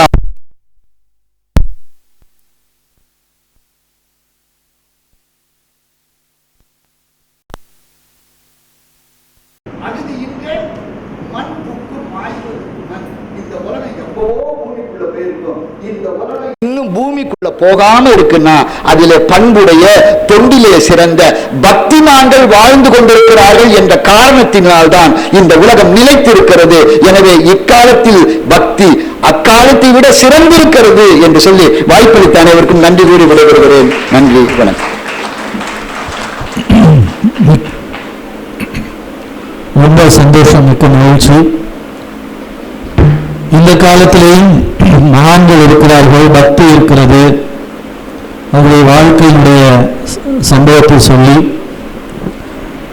குரு நமசிவாயருடைய வரலாற்று சம்பவத்தை சொல்லி நிறைவாக திருக்குறளிலே மேற்கோள் காட்டி பண்புடையார் பட்டுண்டு உலகம், பண்புடையவர்கள் இருப்பதனாலே, பக்தியுடையவர்கள் இருப்பதனாலே, தொண்டு செய்பவர்கள் இருப்பதனாலே தான் இன்னும் இந்த உலகம் பூமிக்கு அழுங்காமல் இருக்கிறது, கடல் நீருக்குள் போகாமல் இருக்கிறது என்பதை நிறுவியிருக்கிறார்கள். குரு நமசிவாயர் பக்தியோடு இருந்தால் அவருக்கு எப்போதும் அவர் இருந்த திருவண்ணாமலையில் அவர் சிதம்பரத்தில் ஞாபகம். அவருடைய சிந்தனை கூட சிதம்பரத்தில் இருக்கும். தன்னுடைய குருவுக்கு கால் அமைக்கி விட்டுக்கிட்டு இருப்பாரு.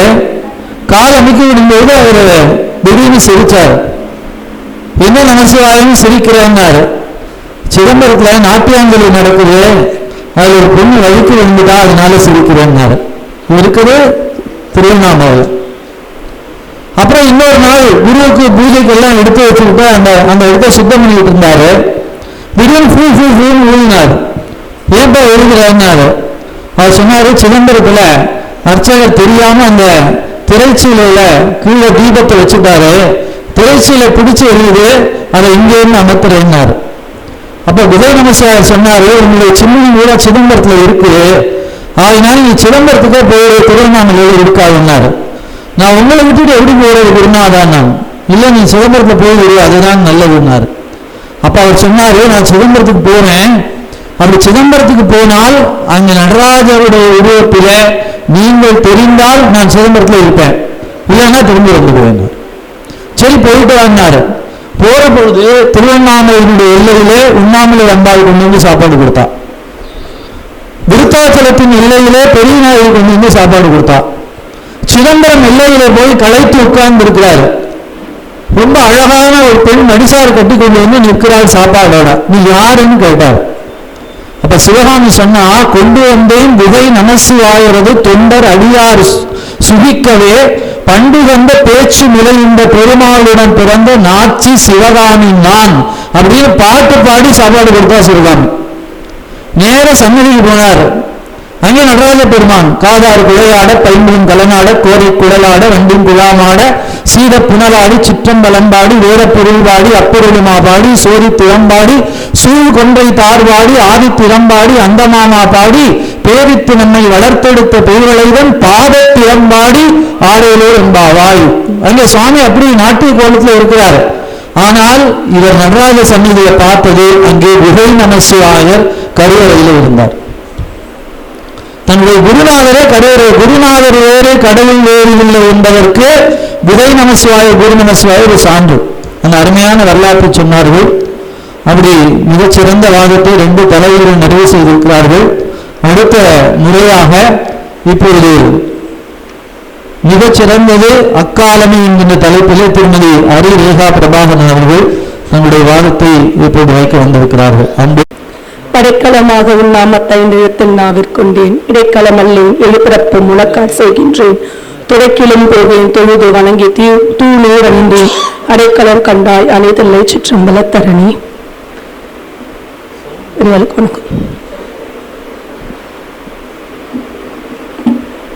ஆண்டவர் அவைக்கு என்னுடைய பணிவான வணக்கங்கள். எனக்கு கொடுக்கப்பட்ட தலைப்பு பக்தியிலும் தொண்டிலும் சிறந்தது அக்காலமா இக்காலமா. எனது அணியின் தலைவர் சிதம்பரம் ஐயா அவர்கள் மிக அழகாக சொல்லிட்டு போனாங்க. எங்களுக்கு இந்த காலத்துல பக்தி இல்லைன்னு நாங்க பேச வரவே இல்லை. இந்த காலத்துல பக்தி நிறைந்து இருக்கிறது, நிறைய இடத்துல இருக்கிறது. ஆனா இங்க என்னதுன்னா சிறந்து இருக்குதா? அப்ப எப்படி சிறந்து இருக்கு? அந்த காலத்துல சிறந்து இருக்குன்னு சொல்லியிருக்காங்க. சிறந்தது அப்படின்னு சொல்லும்போது எதையெல்லாம் வழி நிறுத்தி நீங்க அதை சிறந்ததுன்னு சொல்ல வரீங்க அப்படின்னு எடுத்துக்கிட்டோம். இப்ப நான் உங்களுக்கு 5 கதைகள் ஒரு 7 கதைகளை மட்டும் சொல்லிட்டு சொல்லலாம்னு நினைக்கிறேன். ஏன்னா அந்த கதைகளை சொல்லும் போதே நமக்கு புரிஞ்சிடும். நான் ஒரு தனியார் பள்ளி ஆசிரியர். உங்களுக்கு தெரியும் தனியார் பள்ளியில இருக்கிற நிலை என்னன்னு. நாங்க சென்டம் ரிசல்ட் காட்டணும், குழந்தைங்களை அடிக்கக்கூடாது, திட்டக்கூடாது. அவங்க என்ன தவறு செய்தாலும் அதை நாங்க தாய் உள்ளத்தோட மன்னிச்சுக்கிட்டே இருக்கணும். நீங்க நினைச்சு பாருங்க, உங்க பிள்ளை, உங்க 2 பிள்ளைங்க, இந்த காலத்துல இனி அதிகபட்சம் போனா 3 பிள்ளைங்க ஒரு வீட்டுல, அவங்க 3 பேரும் 3 இடத்துல உட்கார்ந்துக்கிட்டு நீங்க சொல்றது எதையுமே கேட்க மாட்டாங்க. ஆனா நீங்க சிரிச்சுக்கிட்டே சொல்லுவீங்களா? 2 நிமிஷம் 3 நிமிஷம் 10 நிமிஷம் போனது கோபம் வந்துடும், அடிக்கிறதுக்கு கையை எழுதினாலும். உங்க வீட்டுல குழந்தைங்க தடுக்கி விழுந்துட்டாங்கன்னு வைங்களேன், வீழ்ந்துடுச்சுப்பா என்ன சொல்றது அப்படின்வாங்க. இப்ப நம்ம வீட்டுல பாத்தீங்கன்னா அப்பப்ப சமைக்க வச்சு நடக்கும். உங்களுக்கு பிடிச்ச மாதிரி உங்க பிள்ளை உங்க வேலையை செய்துட்டானா, பிள்ளை படிக்க வேண்டுதுன்னா அந்த சமயம் பிடிச்ச படிக்கட்டுன்னு படிக்கட்ட சொல்லுவோம். உங்க பிள்ளை உங்க பேச்ச கேட்காம தவறு இருந்தானா சமயம் பிடிச்ச பிள்ளை அப்படின்னு சொல்லுவோம். இது நடக்கிறது இல்லை. ஆனால் எங்களுக்கு நிறைய நாங்க யாரையும் பேசக்கூடாது, திட்டக்கூடாது, குழந்தைங்க மனசு வருத்தப்படக்கூடாது, இப்படியெல்லாம் சொல்லி இந்த ஒரு கட்டுக்கோப்பையும் நாங்க குழந்தைங்களோட மதிப்பெண்ணை கொண்டு வரணும்னு சொல்லுவாங்க. நான் சொல்றது இதுதான் இக்காலம். இந்த காலத்துல நம்ம பக்தி செலுத்துறதுங்கிறது ரொம்ப டிஸ்ட்ராக்ஷன், ரொம்ப என்ன சொல்றது, நம்முடைய கவனச்சிதறல்கள் அதிகமாக இருக்கக்கூடியது இந்த காலம். இந்த கவனச்சிதறல்கள் இருக்கும்போது நம்ம எங்கேயோ இருக்கிற நம்மளுடைய பக்தியில பொய்மை ஏற்படுறதுங்கிறது ரொம்ப ரொம்ப சாதாரணமான ஒரு நிலைதான். இந்த நிலைப்பாடு இருக்கிறதாலதான் இந்த காலத்துல பக்தியும் தொண்டு இருந்தாலும் அது அத்தனை சிறப்பானதாக இல்லை அப்படின்னு சொல்றேன். மற்றபடி தொண்டு இல்லைன்னு சொல்லவே வரல. ஐயா அழகா சொன்னாங்க, அன்னைக்கு கட்டின கோவில் 1000 ஆண்டுகள் பொறுத்தும் இன்னைக்கு இருக்குல்லன்னு. நாங்களும் அதைத்தான் சொல்ல விடுகிறோம். அன்னைக்கு கட்டின கோவில் 10,000 ஆண்டுகள் கழிந்தும் இன்னைக்கு இருக்கிறது. அதே மாதிரி கோவில்களை இன்னைக்கும் கட்டுறதுக்கு ஆளுகள் வேணும்னு தான் நாங்க சொல்றோம். அது நடக்க மாட்டேங்குதுங்கிறதான் கவலைப்படுறோம். கண்ணு முன்னாடி ஒரு கோவில் சிதிலம் அடைஞ்சு கிடந்ததுன்னா அதை பத்தி எந்த கவலையும் இல்லாம தன்னோட வீடு நல்லா இருந்தா போதும்னு நினைக்கிறவங்க இருக்கிறாங்கிறதா எங்களோட வருத்தம். எங்க காலத்துல அக்காலத்துல இருந்ததும் நாங்க பேச வருது, இந்த காலத்துல இல்லைங்கிற மன வருத்தத்தில் தான். மன்னிக்கணும். எனக்கு தெரியும், நான் கண் முன்னாடி பார்த்திருக்கேன். பல இடங்கள்ல இருக்க சிதிலமடைந்த கோவில்களை காணும் போதெல்லாம் வருத்தப்பட்டு அதுக்காக உழைக்கிறவங்க. நான் இன்னைக்கு இங்க பக்தியும் தொண்டும் இல்லைன்னு சொல்ல வரல, குறைந்திருக்கிறது. அதனுடைய சிறப்பு அதே போலவே இல்லைன்னு சொல்றேன். எனக்கு என்னோட பிள்ளையோட வயிறு நிறைஞ்சா போதுங்கிற எண்ணம் தான் இருக்கு. எதிரில் இருக்க குழந்தை பட்டினி கிடந்தா கவலை இல்லை. எனக்கு என்னுடைய வீடு சிறப்பா இருந்தா போதும் தான் இருக்கு. பக்கத்து வீடு அழிஞ்சா கவலை இல்லை. இதுதான் என்னுடைய சூழ்நிலை. இதுல இல்லைன்னு நம்மளால யாராலையும் இருக்க முடியாது. இந்த சூழ்நிலைக்குள்ள நம்ம இருக்கோம். நான் ஒரு கதையை சொல்லிக்கிட்டு தொடங்குறேன். ஒரு பாகவதர் அவர் அழகாக தன்னுடைய கிருஷ்ணனுடைய அங்க அலங்காரங்களையும் அவருடைய ஆபரணங்களையும் எல்லாம் பற்றி ஒரு சொற்பொழிவு நடத்திட்டு இருக்காரு. அந்த இடத்துல அவருடைய சொற்பொழிவை கேட்டா எல்லாரும் மறந்து போயிடுவாங்க, எல்லோரும் தன்னை மறந்து அங்க உட்கார்ந்து இருப்பாங்க அப்படின்னு ஒரு திருடனுக்கு தெரிய வருது. அப்ப அந்த திருடன் என்ன செய்யறான்னா, அந்த இடத்துக்கு நாம போவோம், அந்த இடத்துக்கு போய் அங்க இருக்கிற நகைகளையும் எல்லாம் நாம கொள்ளை எடுத்துட்டு வந்துடலாம் அப்படின்னு முடிவு பண்ணிட்டு அந்த இடத்துக்கு போறோம். அதுதான் அவனுடைய நிலைப்பாடு. அவன் வரான், அதே மாதிரி அவர் மிக அழகாக இறைவனை பற்றி கண்ணனை பற்றி அவ்வளவு அழகாக சொல்லிட்டு வர்றார். அவனுடைய நடை அழகு, அவனுடைய மணி முடி அழகு, அவனுடைய காது குழை அழகுன்னு ஒவ்வொன்றையும் பற்றி அவ்வளவு அழகா சொல்றாரு. ஒவ்வொரு ஆபரணங்களும் எவ்வளவு அழகழகாக அது செய்யப்பட்டிருக்கு, அதோடைய நுண்ணிய வேலைப்பாடுகள் எப்படின்னெல்லாம் விவரிச்சு சொல்றார். அதை அவன் கேட்டுக்கொண்டே இருந்து நீ மறந்து போய் நிற்கிறான். வந்த வேலை திருடுறதுங்கிறது மறந்துட்டான். இதை நினைச்சுட்டே இருக்கிறான். இதை நினைச்சுட்டே இருக்கும்போது அவன் மனசுக்குள்ள சத்துன்னு ஒரு எண்ணம் தோணுது. ஆஹா, நாம இங்க இருக்கிறவங்களோட நகையெல்லாம் திருடினா கூட இந்த அளவு வேலைப்பாடும் உண்மையும் இருக்கிற ஆபரணங்களா இருக்காது போல இருக்கே. இவன் சொல்ற அந்த பையன் எங்க இருக்கான்னு தெரிஞ்சுக்கிட்டா அங்க போய் திருடிட்டு வந்துடலாம், அது ரொம்ப சிறப்பா இருக்கும்லன்னு அவன் நினைக்கிறான். அதனால அவன் என்ன பண்றான், அவன் எங்க இருக்கான்னு சொல்றதை கவனிக்கிறான். எழிலை நதிக்கரை ஓரம் அப்படியே அந்திய சாவு நேரம் அவன் பிள்ளாங்களை எடுத்துட்டு வருவான். அப்படியே விடிய அவன் வாசிச்சுட்டு இருப்பான். அந்த நேரத்துல நாம் அதை எடுத்துக்கொள்ளலாம்னு பேசுறாங்க. இவனும் முடிவு பண்ணிட்டான், இன்னைக்கு யமுனை கரை ஓரத்துல போய் உட்கார்ந்துக்க வேண்டியது. அவன் அதே மாதிரி போனா ஒரு நல்ல மரத்தா பார்த்து தன்னை மறைத்து கொண்டு அந்த பையன் வர்றதுக்காக காத்துட்டு உட்கார்ந்துட்டு இருக்கான். வருமானு இருந்து அவனுடைய அந்த நம்பிக்கை வருமாங்கிற அந்த எண்ணம், அந்த உறுதிப்பாடு, கண்ணன் அங்க வருகிறார். அவனை பார்த்த உடனே போடி போய் திருடுறதுக்காக போறான். ஆனால் எல்லாவற்றையும் பார்த்த உடனே கண்ணன் தான் சித்த சேரன் ஆயிற்று. இவருடைய சித்தத்தை மட்டும் விட்டா வைக்க போகிறான், அவனுடைய சித்தத்தையும் திருடி விட்டான். அவன் அப்படியே நிற்கிறான். உன்னை இப்ப கண்ணன் கேட்கிறார், ஏன்பா எதுக்காக வந்தேன் ஞாபகம் இருக்கா? அவன் திருடுறதுக்காக வந்தேன். அப்படியா? அப்ப திருடிட்டு போக வேண்டியதவன்.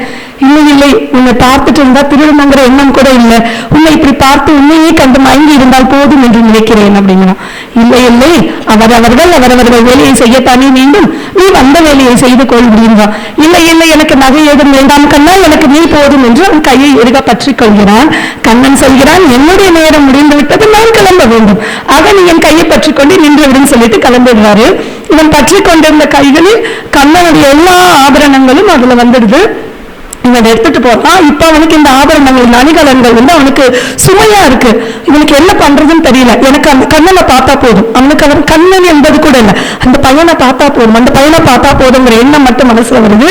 அவனை அடையாளப்படுத்தினவர் அந்த பாகவதர் தானே, நேரம் அங்கேயே போய் அவர்கிட்டயே சொல்லலான்ட்டு நேரம் அங்க போறான். போயிட்டு, ஐயா இந்த பாருங்க, நீங்க சொன்ன மாதிரி அந்த பையனோட அணிகலன்களால் திருடலான்னு நான் போனேன், அதே மாதிரி நான் பார்த்துட்டேன், அந்த பையனோட அணிகலன்களை எல்லாம் எடுத்துட்டேன். ஆனா எனக்கு இப்ப இது வேண்டாம், எனக்கு அவனை மட்டும் திரும்பி பார்த்துட்டே இருந்தா போதும், அவனை இப்படி பார்த்துட்டு இருந்தாலே எனக்கு எல்லாமே கிடைச்சிடும் இருக்கு, எனக்கு மீண்டும் அவன் எங்க வருவான்னு சொல்லுங்க அப்படின்னு.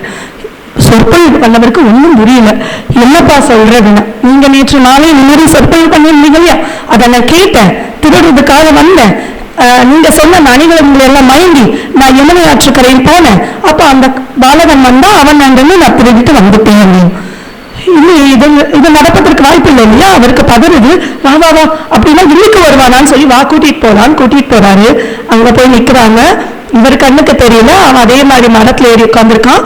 அப்படின்னு நேரம் ஆகுது. அப்ப இவன் சொல்றான், வருகிறான் பாருங்கள். இவருக்கு தெரியல.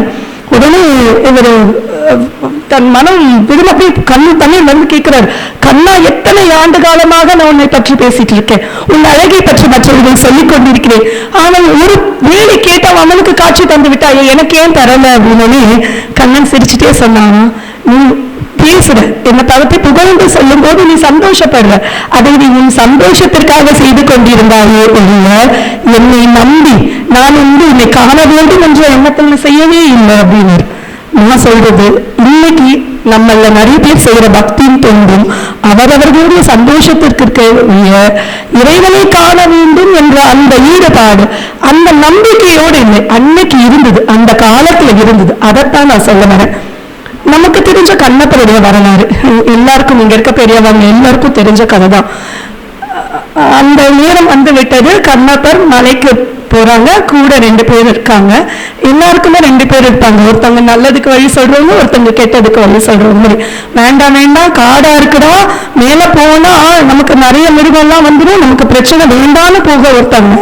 இன்னொருத்தவங்க என்னவானாலும் பரவாயில்ல, நானும் உன்னோட வரேன்னு சொல்றவங்க. இது இந்த காலத்திலும் நடக்கும். நீங்க ஒரு கோவிலுக்கு போகணும்னு கிளம்பி வரீங்கன்னு வச்சுக்கோங்களேன், பெரிய நம்ம வீட்டுல ஒண்ணு சொல்லுவாங்க, இன்னைக்கு எங்க வீட்டுல இருந்து வரேன்னு சொல்லியிருக்காங்க, இந்த நேரத்துக்கு நீ கோவிலுக்கு போனா அவங்கள மதிக்கலன்னு ஆயிடும், நீ போக வேண்டாம்னு தடுக்கிறதுக்கும் ஒருத்தவங்க இருப்பாங்க. சரி நீ போயிட்டு வந்துடுமா, கோவிலுக்கு தானே, நீ பார்த்துட்டு வந்துடு, அவங்க வரும்போது நான் அவங்களை உட்கார வச்சுட்டு இருக்கேன், நீ சாமியை பார்த்துட்டு உடனே வீட்டுக்கு வந்து மற்ற வேலையை செய்யணும்னு சொல்றவங்களுக்கு இருப்பாங்க. எந்த ஒரு செயலும் அக்காலத்திலையும் தடுப்பதற்கும் வழி சொல்றவங்களுக்கும் இருந்தாங்க, இந்த காலத்திலையும் தடுப்பதற்கும் வழி சொல்வதற்கும் இருந்திருக்காங்க. அங்க இல்ல கூட. அப்ப என்ன நடக்குதுன்னா, அதையும் தாண்டி கண்ணப்பர் அங்க போறாரு, சாமியை பாக்குறாரு, பார்த்த உடனே அவரோட உடம்புல இருந்து என்னென்னமோ விட்டு போகுதுன்னு அவர் உணர்றாரு. அவருக்கு என்ன நடக்கிறதுங்கிறது தெரியல, பார்த்து கொண்டே இருந்தால் போதுங்கிற அந்த எண்ணம் கண்ணப்பனுக்குள் வருகிறது. என்ன செய்ய வேண்டும் என்று தெரியவில்லை. அங்கிருந்த பூ தானே அவருக்கு அர்ச்சனை செய்யணும், தானே அவருக்கு அலங்காரம் பண்ணணும்னு ஆசைப்படுறாரு. வாயில தண்ணி எடுத்துட்டு பூவை எல்லாம் தலையில சொருகிக்கிட்டு 2 கையிலையும் மாமிசங்களை எடுத்து கொண்டு வைத்து அவர் வந்து பூஜை பண்றாரு. அவருக்கு தெரிந்த வழிமுறையில் அவர் செய்துட்டு போறாரு. சிவாச்சாரியார் வராரு. அவர் அதை பார்த்தோன்னே என்ன பண்றாரு, வருத்தப்படுறாரு. இந்த மாதிரி தவறுகளை யார் செஞ்சாங்கன்னு சொல்லி நகர்த்தி வச்சு விடுறாரு. அதுக்கப்புறம் இது தொடர்ந்து நடக்கும்போது ஒரு கவலைப்படுது. அப்போ இறைவன் வந்து கனவுல வந்து சொல்றாங்க, யாருடைய கனவுல வராங்க, சிவாச்சாரியர் கனவுல வந்து என்ன சொல்றாங்க, மறைஞ்சு நின்று பாருன்னு சொல்றாங்க. ஏன்னா எதிரில் வந்து நின்னா அன்னைக்கு கண்ணப்பர் வேற ஏதாவது வேலை செய்ய மறைஞ்சு நின்று பாக்குறாரு. சாமியோட கண்ணில இருந்து ரத்தம் வருது. இவர் என்ன பண்ணாரு, தன்னோட கண்ணை அப்பி எடுத்து வைக்கிறார். அடுத்த கண்ணில இருந்து வருது, அப்போ அதே செய்யறார். இந்த தொண்டு அந்த காலம் நமக்கு சொல்லி கொடுத்திருக்க இந்த இந்த புராண கதை இன்னைக்கு நம்ம முன்னாடி அப்படி நடந்தா அந்த நம்பிக்கையோடு நம்மளால செய்ய முடியுமானா இல்லை. நமக்குள்ள கவனச்சிதறல்கள் இதெல்லாம் இருக்குமா, இப்படி செஞ்சா நடக்குமாங்கிற அந்த கவனச்சிதறல்கள் வந்து விடுகிறது. இதுதான் நான் சொல்றது. பக்தி அன்று காலத்திலும் இருந்தது. இப்போ என்னோட வாழ்க்கையில எடுத்துக்கிட்டீங்கன்னா, இதோ என்னோட அம்மா இங்க வந்திருப்பாங்க. 2002 இதே மாதிரி ஒரு ஆடி மாசம் நாங்க இங்கதான் இருந்தோம், சானிட்டோரியத்துல. எங்க குடும்பத்துல ரொம்ப பிரச்சனை, அப்பாவுக்கு வேலை இல்லை, வருமானம் எதுவும் இல்லை. அப்ப எங்க பக்கத்து வீட்டுல இருந்த மாமனார் அப்பா தான் இங்க வந்திருந்தோம். வந்து ஒரு 2 மாதம் தான் இருந்திருக்கும். அப்ப பக்கத்து வீட்டுல ஒரு மாமி இருந்தாங்க. அவங்க சொன்னாங்க அம்மா கிட்ட, இங்க வந்து வழிபடுமான்னு. அம்மா ஈரை ஆடையோடு சாமியை வழிபட்டு இங்க வருவாங்க. ஒரு வாரம் அம்மா வந்திருப்பாங்க. வந்திருந்தப்போ இந்த சாமியை பார்க்கும்போது மாலை நேரம் ஒரு 6 மணிக்கு அந்த மாதிரி நேரம் அம்மா வந்து எதுவுமே சொல்லலை. ஒவ்வொருத்தங்களா போகும்போது எல்லாருமே பூ கொடுத்துருந்தாங்க. அம்மா கையில வந்து கல்கண்டு கொடுத்தாங்க. அன்னைக்கு எங்க அப்பாவுக்கு கிட்டத்தட்ட 8 மாதம் வேலை இல்லாம இருந்த எங்க அப்பாவுக்கு இந்த ரோலெக்ஸ் ஹோட்டல் இருந்திருக்கும் சானிட்டோரியத்துல. அந்த ஹோட்டல்ல கரெக்டா அந்த 7:30 மணிக்கு அப்பாவுக்கு வேலை கிடைக்குது. என் அம்மாவுக்கு இருந்த அந்த நம்பிக்கை அது என்கிட்ட இருக்காங்கிறது தான் என்னோட சந்தேகம். என்கிட்ட இருக்கிற அதே நம்பிக்கை என் குழந்தைங்க கிட்ட போய் சேருதாங்கிறதா என்னோட சந்தேகம். நான் சொல்றது, அக்காலத்தில் இருந்தவர்கள் நடக்கும் என்ற நம்பிக்கையோடு செய்த அந்த உணர்வு, அந்த பக்தி, அந்த அன்பு, அவர்களிடம் இருந்த ஆற்றல் இன்று இக்காலத்தில் குறைந்திருக்கிறது. அது குறைந்திருக்கிறது என்பதுதான் வருத்தம். இங்க இல்லையுமே பேசல இருக்கு. அதனால நான் என்னோட அணிக்கு முழு சேர்ப்பதற்காக சொல்கிறேன், பக்தியிலும் தொண்டிலும் சிறந்து இருந்தது அக்காலம்தான். ஏனெனில் இக்காலத்தில் நாம் காட்டும் அன்பில் எங்கோ ஏதோ சிறு சிறு குறைகள் இருக்கிறது. அந்த குறைகள் இருக்கிறது என்பதை நாம் ஏற்றுக்கொண்டால் மட்டும்தான் நம்மால் அதை நிறைகளாக மாற்றி அக்காலத்தை போன்றவர்கள் தான் நாமும் எக்காலத்திலும் நம் பக்தியும் தொண்டும் உலகத்திற்கே ஒரு உதாரணமாக திகழும் என்று நாம் பறைசாற்ற வேண்டும் எனில் நம்முடைய குறைகளை நாம் ஏற்றுக்கொள்ள வேண்டும் என்று கூறி, இந்த வாய்ப்பு எனக்கு கிடைக்க காரணமாக இருந்த அன்பு தோழி பத்மாவிற்கும், இந்த வாய்ப்பை எனக்கு ஏற்படுத்தி கொடுத்த நடுவர் ஐயா இலக்கிய மேகம் ஐயாவிற்கும், என்னுடன் உரையாற்றிய எதிரணியில் உரையாற்றியவர்களுக்கும், இருந்து கேட்ட அனைத்து பெரிய மக்களுக்கும், அருள் கொடுத்த மிக பெரியவருக்கும் எல்லாருக்கும் நன்றியை கூறி விடைபெறுகிறேன். நன்றி, வணக்கம். மிக்க மகிழ்ச்சி. ரொம்ப அருமையான செய்தியோடு நிறைவு செய்தார்கள். அவங்க அம்மா வந்து இங்கே பார்த்து பெரியவாளை பார்த்த உடனே அவங்க கொடுத்த அந்த பிரசாதத்துல அவங்க அப்பாவுக்கு வேலை கிடைச்சிருக்கு. இப்படி நேரடியான அனுபவம் மிக்க ஒருத்தர் வந்து இன்னைக்கு இங்க பேசுறாங்க அப்படிங்கிற போது அது நம்ம எனக்கு தெரியாது. அவங்க வந்து அவங்கள நம்ம பேச கூப்பிடுற பொழுது அந்த சம்பவம் தெரியாது, அவங்களும் நம்மள்ட்ட அதை சொல்லலை. ஆனா பெரியவாளை தரிசனம் பண்ணதுனால எங்க அப்பாவுக்கு வேலை கிடைச்சது அப்படின்னு நேரடியான ஒரு அனுபவம் மிக்க அந்த செய்தியை நிறைவாக பகிர்ந்து கொண்டு கண்ணப்ப நாயனார் பற்றி சொல்லி மிக சிறப்பாக பாகவதர் கிருஷ்ணரை பற்றி சொன்ன அந்த செய்தி, பகவானும் நேரம் வந்துட்டாரு, அந்த திருடனுக்கு காட்சி கொடுத்தார். ஆனால் அத்தனை நாள் பாகவதத்தை சொல்லிக்கிட்டே இருந்தவரு காட்சி கிடைக்கல. அதுக்கு என்ன காரணம்? நம்பிக்கை, பக்தி என்று சொல்லக்கூடிய நல்ல செய்தி ரொம்ப அழகாக பதிவு செய்தார்கள். அவர்களுக்கு நாம் நம்முடைய நெஞ்சார்ந்த நன்றியை திருமதி ரேகா பிரபாகரன் அவர்களுக்கு தெரிவித்துக் கொள்கிறோம். தொடர்ந்து கவிஞர் சுவாதி அவர்கள் இக்காலமே பக்தியிலும் தொண்டிலும் சிறந்தது என்பதை நிறுவி வருகிறார்கள். நல்ல சிறந்த கவிஞர், நல்ல பேச்சாளர், அவர்களை வரவேற்று வாழ்த்து மகிழ்கிறோம். ஒரு நல்ல கைதட்டு அவங்களுக்கு கொடுக்கணும். நாம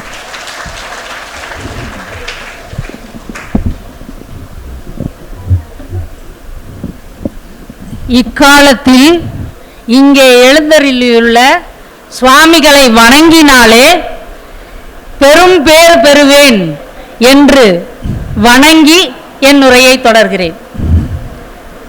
அன்னைக்கு வளர்ந்த பக்தியை, வளர்த்த பக்தியை தொடர்ந்து வளர்த்து கொண்டே இருக்கிறோம் என்பதுதான் எங்களுடைய வாதம். சிறந்தது எது அப்படின்னு சொன்னோம்னா, அன்னைக்கு எல்லாரும் கூட்டு குடும்பமா இருந்தாங்க. அதனால என்ன இருந்ததுன்னா, பெண்களோ அல்லது அந்த குடும்பத்தில் உள்ளவர்களோ எப்பயுமே கோயில்ல போய் இருந்துக்கலாம். ஏன்னா குழந்தைங்களை வேற யாராவது பார்த்துக்குவாங்க அப்படின்னு ஒரு நம்பிக்கை இருந்தது. ஆனா இப்ப எல்லாருமே ஒன்று வேலையின் நிமித்தமாகவோ அல்லது வேறு பொருளாதார காரணங்களுக்காகவோ சமூக காரணங்களுக்காகவோ தனித்தனி குடும்பமாக வாழ்ந்து கொண்டிருக்கிறோம். அப்போ இப்பயும் கூட இத்தனை பெருமக்கள் வந்து இந்த ஞாயிறு வேளையிலும் கேட்டுக்கொண்டிருப்பது எதனால்? அப்ப இந்த காலத்திலையும் பக்தி இருக்கு அப்படிங்கிறதுனால தானே. ஒரு ஒரு ஒரு 28 வயது பெண்மணி, அதை குழந்தைன்னு தான் சொல்லணும், அந்த குழந்தை பெரியவாட்ட வந்து அதை காமிக்குது, அப்படியே எனக்கு குழந்தை பிறந்துருச்சு அப்படின்னு. அவர் அந்த குழந்தைய பாத்திர மாட்டாரான்னு அவர் பார்க்கிற வரைக்கும் அவங்க நின்று அது எனக்கு குழந்தை பிறந்திருக்கு அப்படின்னு.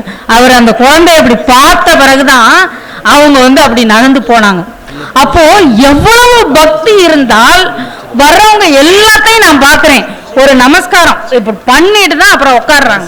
அப்ப எவ்வளவு பக்தி நமக்குள்ள இருந்ததுன்னா நாம அந்த நமஸ்காரம் பண்ணிட்டு உட்காருவோம். இதுதானே சிறந்தது. இப்ப இருக்கிறதுக்கு தகுந்தாப்புல இப்ப நம்ம வீட்டுல என்ன பொருள் இருக்கோ அதை வச்சு தானே நம்ம சமைப்போம்.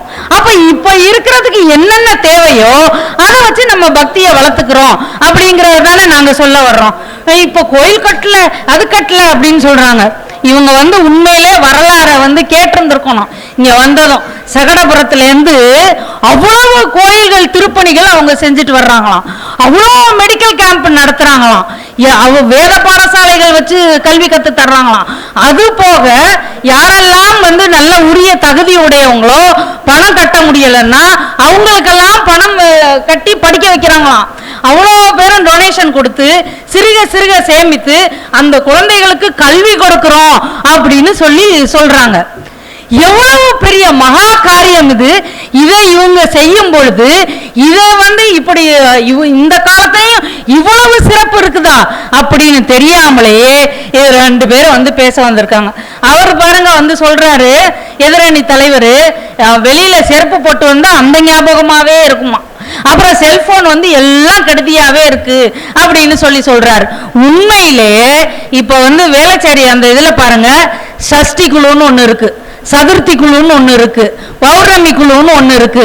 அப்படி ஒவ்வொரு குழுவுலையும் அந்த செல்போன்ல தான் வாட்ஸ்அப் குழு மாதிரி வச்சு அவங்க வந்து எல்லா அவ்வளோ வேலையும் செஞ்சுக்கிட்டு இருக்கிறாங்க.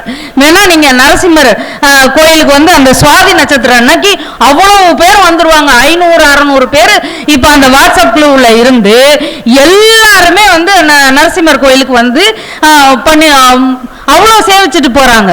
இன்னைக்கும் தண்டீஸ்வரம் கோயில்ல சிவராத்திரி நடந்துட்டு இருக்கு. ஒரு நாள் நானும் என் பொண்ணும் நைட் 8 மணிக்கு போனோம், காலையில 4 மணிக்கு தான் தரிசனம் பண்ண முடிஞ்சது. அப்போ சுப்பிரமணியன்னு ஒருத்தர், அவர் வந்து சாதாரண துப்புரவு பணியாளர், அந்த வேலை செஞ்சுக்கிட்டு எல்லாருக்கும் தேநீரும் சாப்பாடும் கொடுத்துக்கிட்டே இருந்தாரு.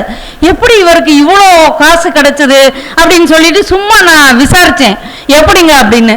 இல்ல அவரு சாப்பாடு கொடுக்கிறவர் அந்த கார்ல உட்காந்துருக்காரு, அவருக்கு மூட்டு வலி ரொம்ப தாங்க முடியாது, நான் வந்து துப்புரவு பணியும் செஞ்சுக்கிட்டு ஒரு ஹோட்டல்ல அங்கேயும் துப்புரவு பணி செய்வேன், அப்படி செஞ்சுக்கிட்டு நான் இது மாதிரி சிவராத்திரி எல்லா சிவராத்திரிக்கும் வந்துருவேன், வந்து இங்க இது மாதிரி நான் கைங்கரியம் செய்யறேன்னு இப்பயும் இன்னைக்கும் இருக்கிறாங்க.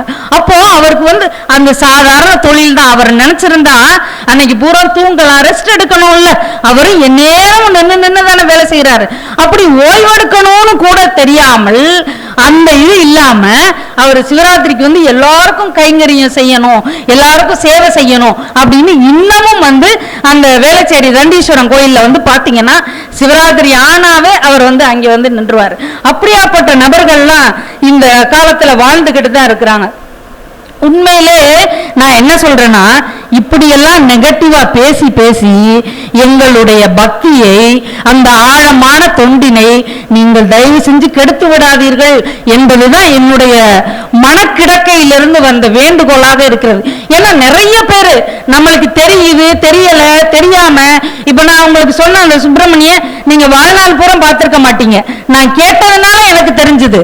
அப்போ அது மாதிரி பல சுப்பிரமணிகள் இருக்கிறாங்க. இப்போ பாருங்க, அந்த வித்யாபீடம்னு அவரு நம்ம நடுவர் ஐயா வந்து ஒரு யூடியூப்ல புதன்கிழமை அபிராமி அந்தாதியை பத்தி சொல்றாரு. அந்த அபிராமியே கணத்துல கை வச்சு கேட்பா போல இருக்கும் அந்த அவர் சொல்ற கூடிய விளக்கங்கள்.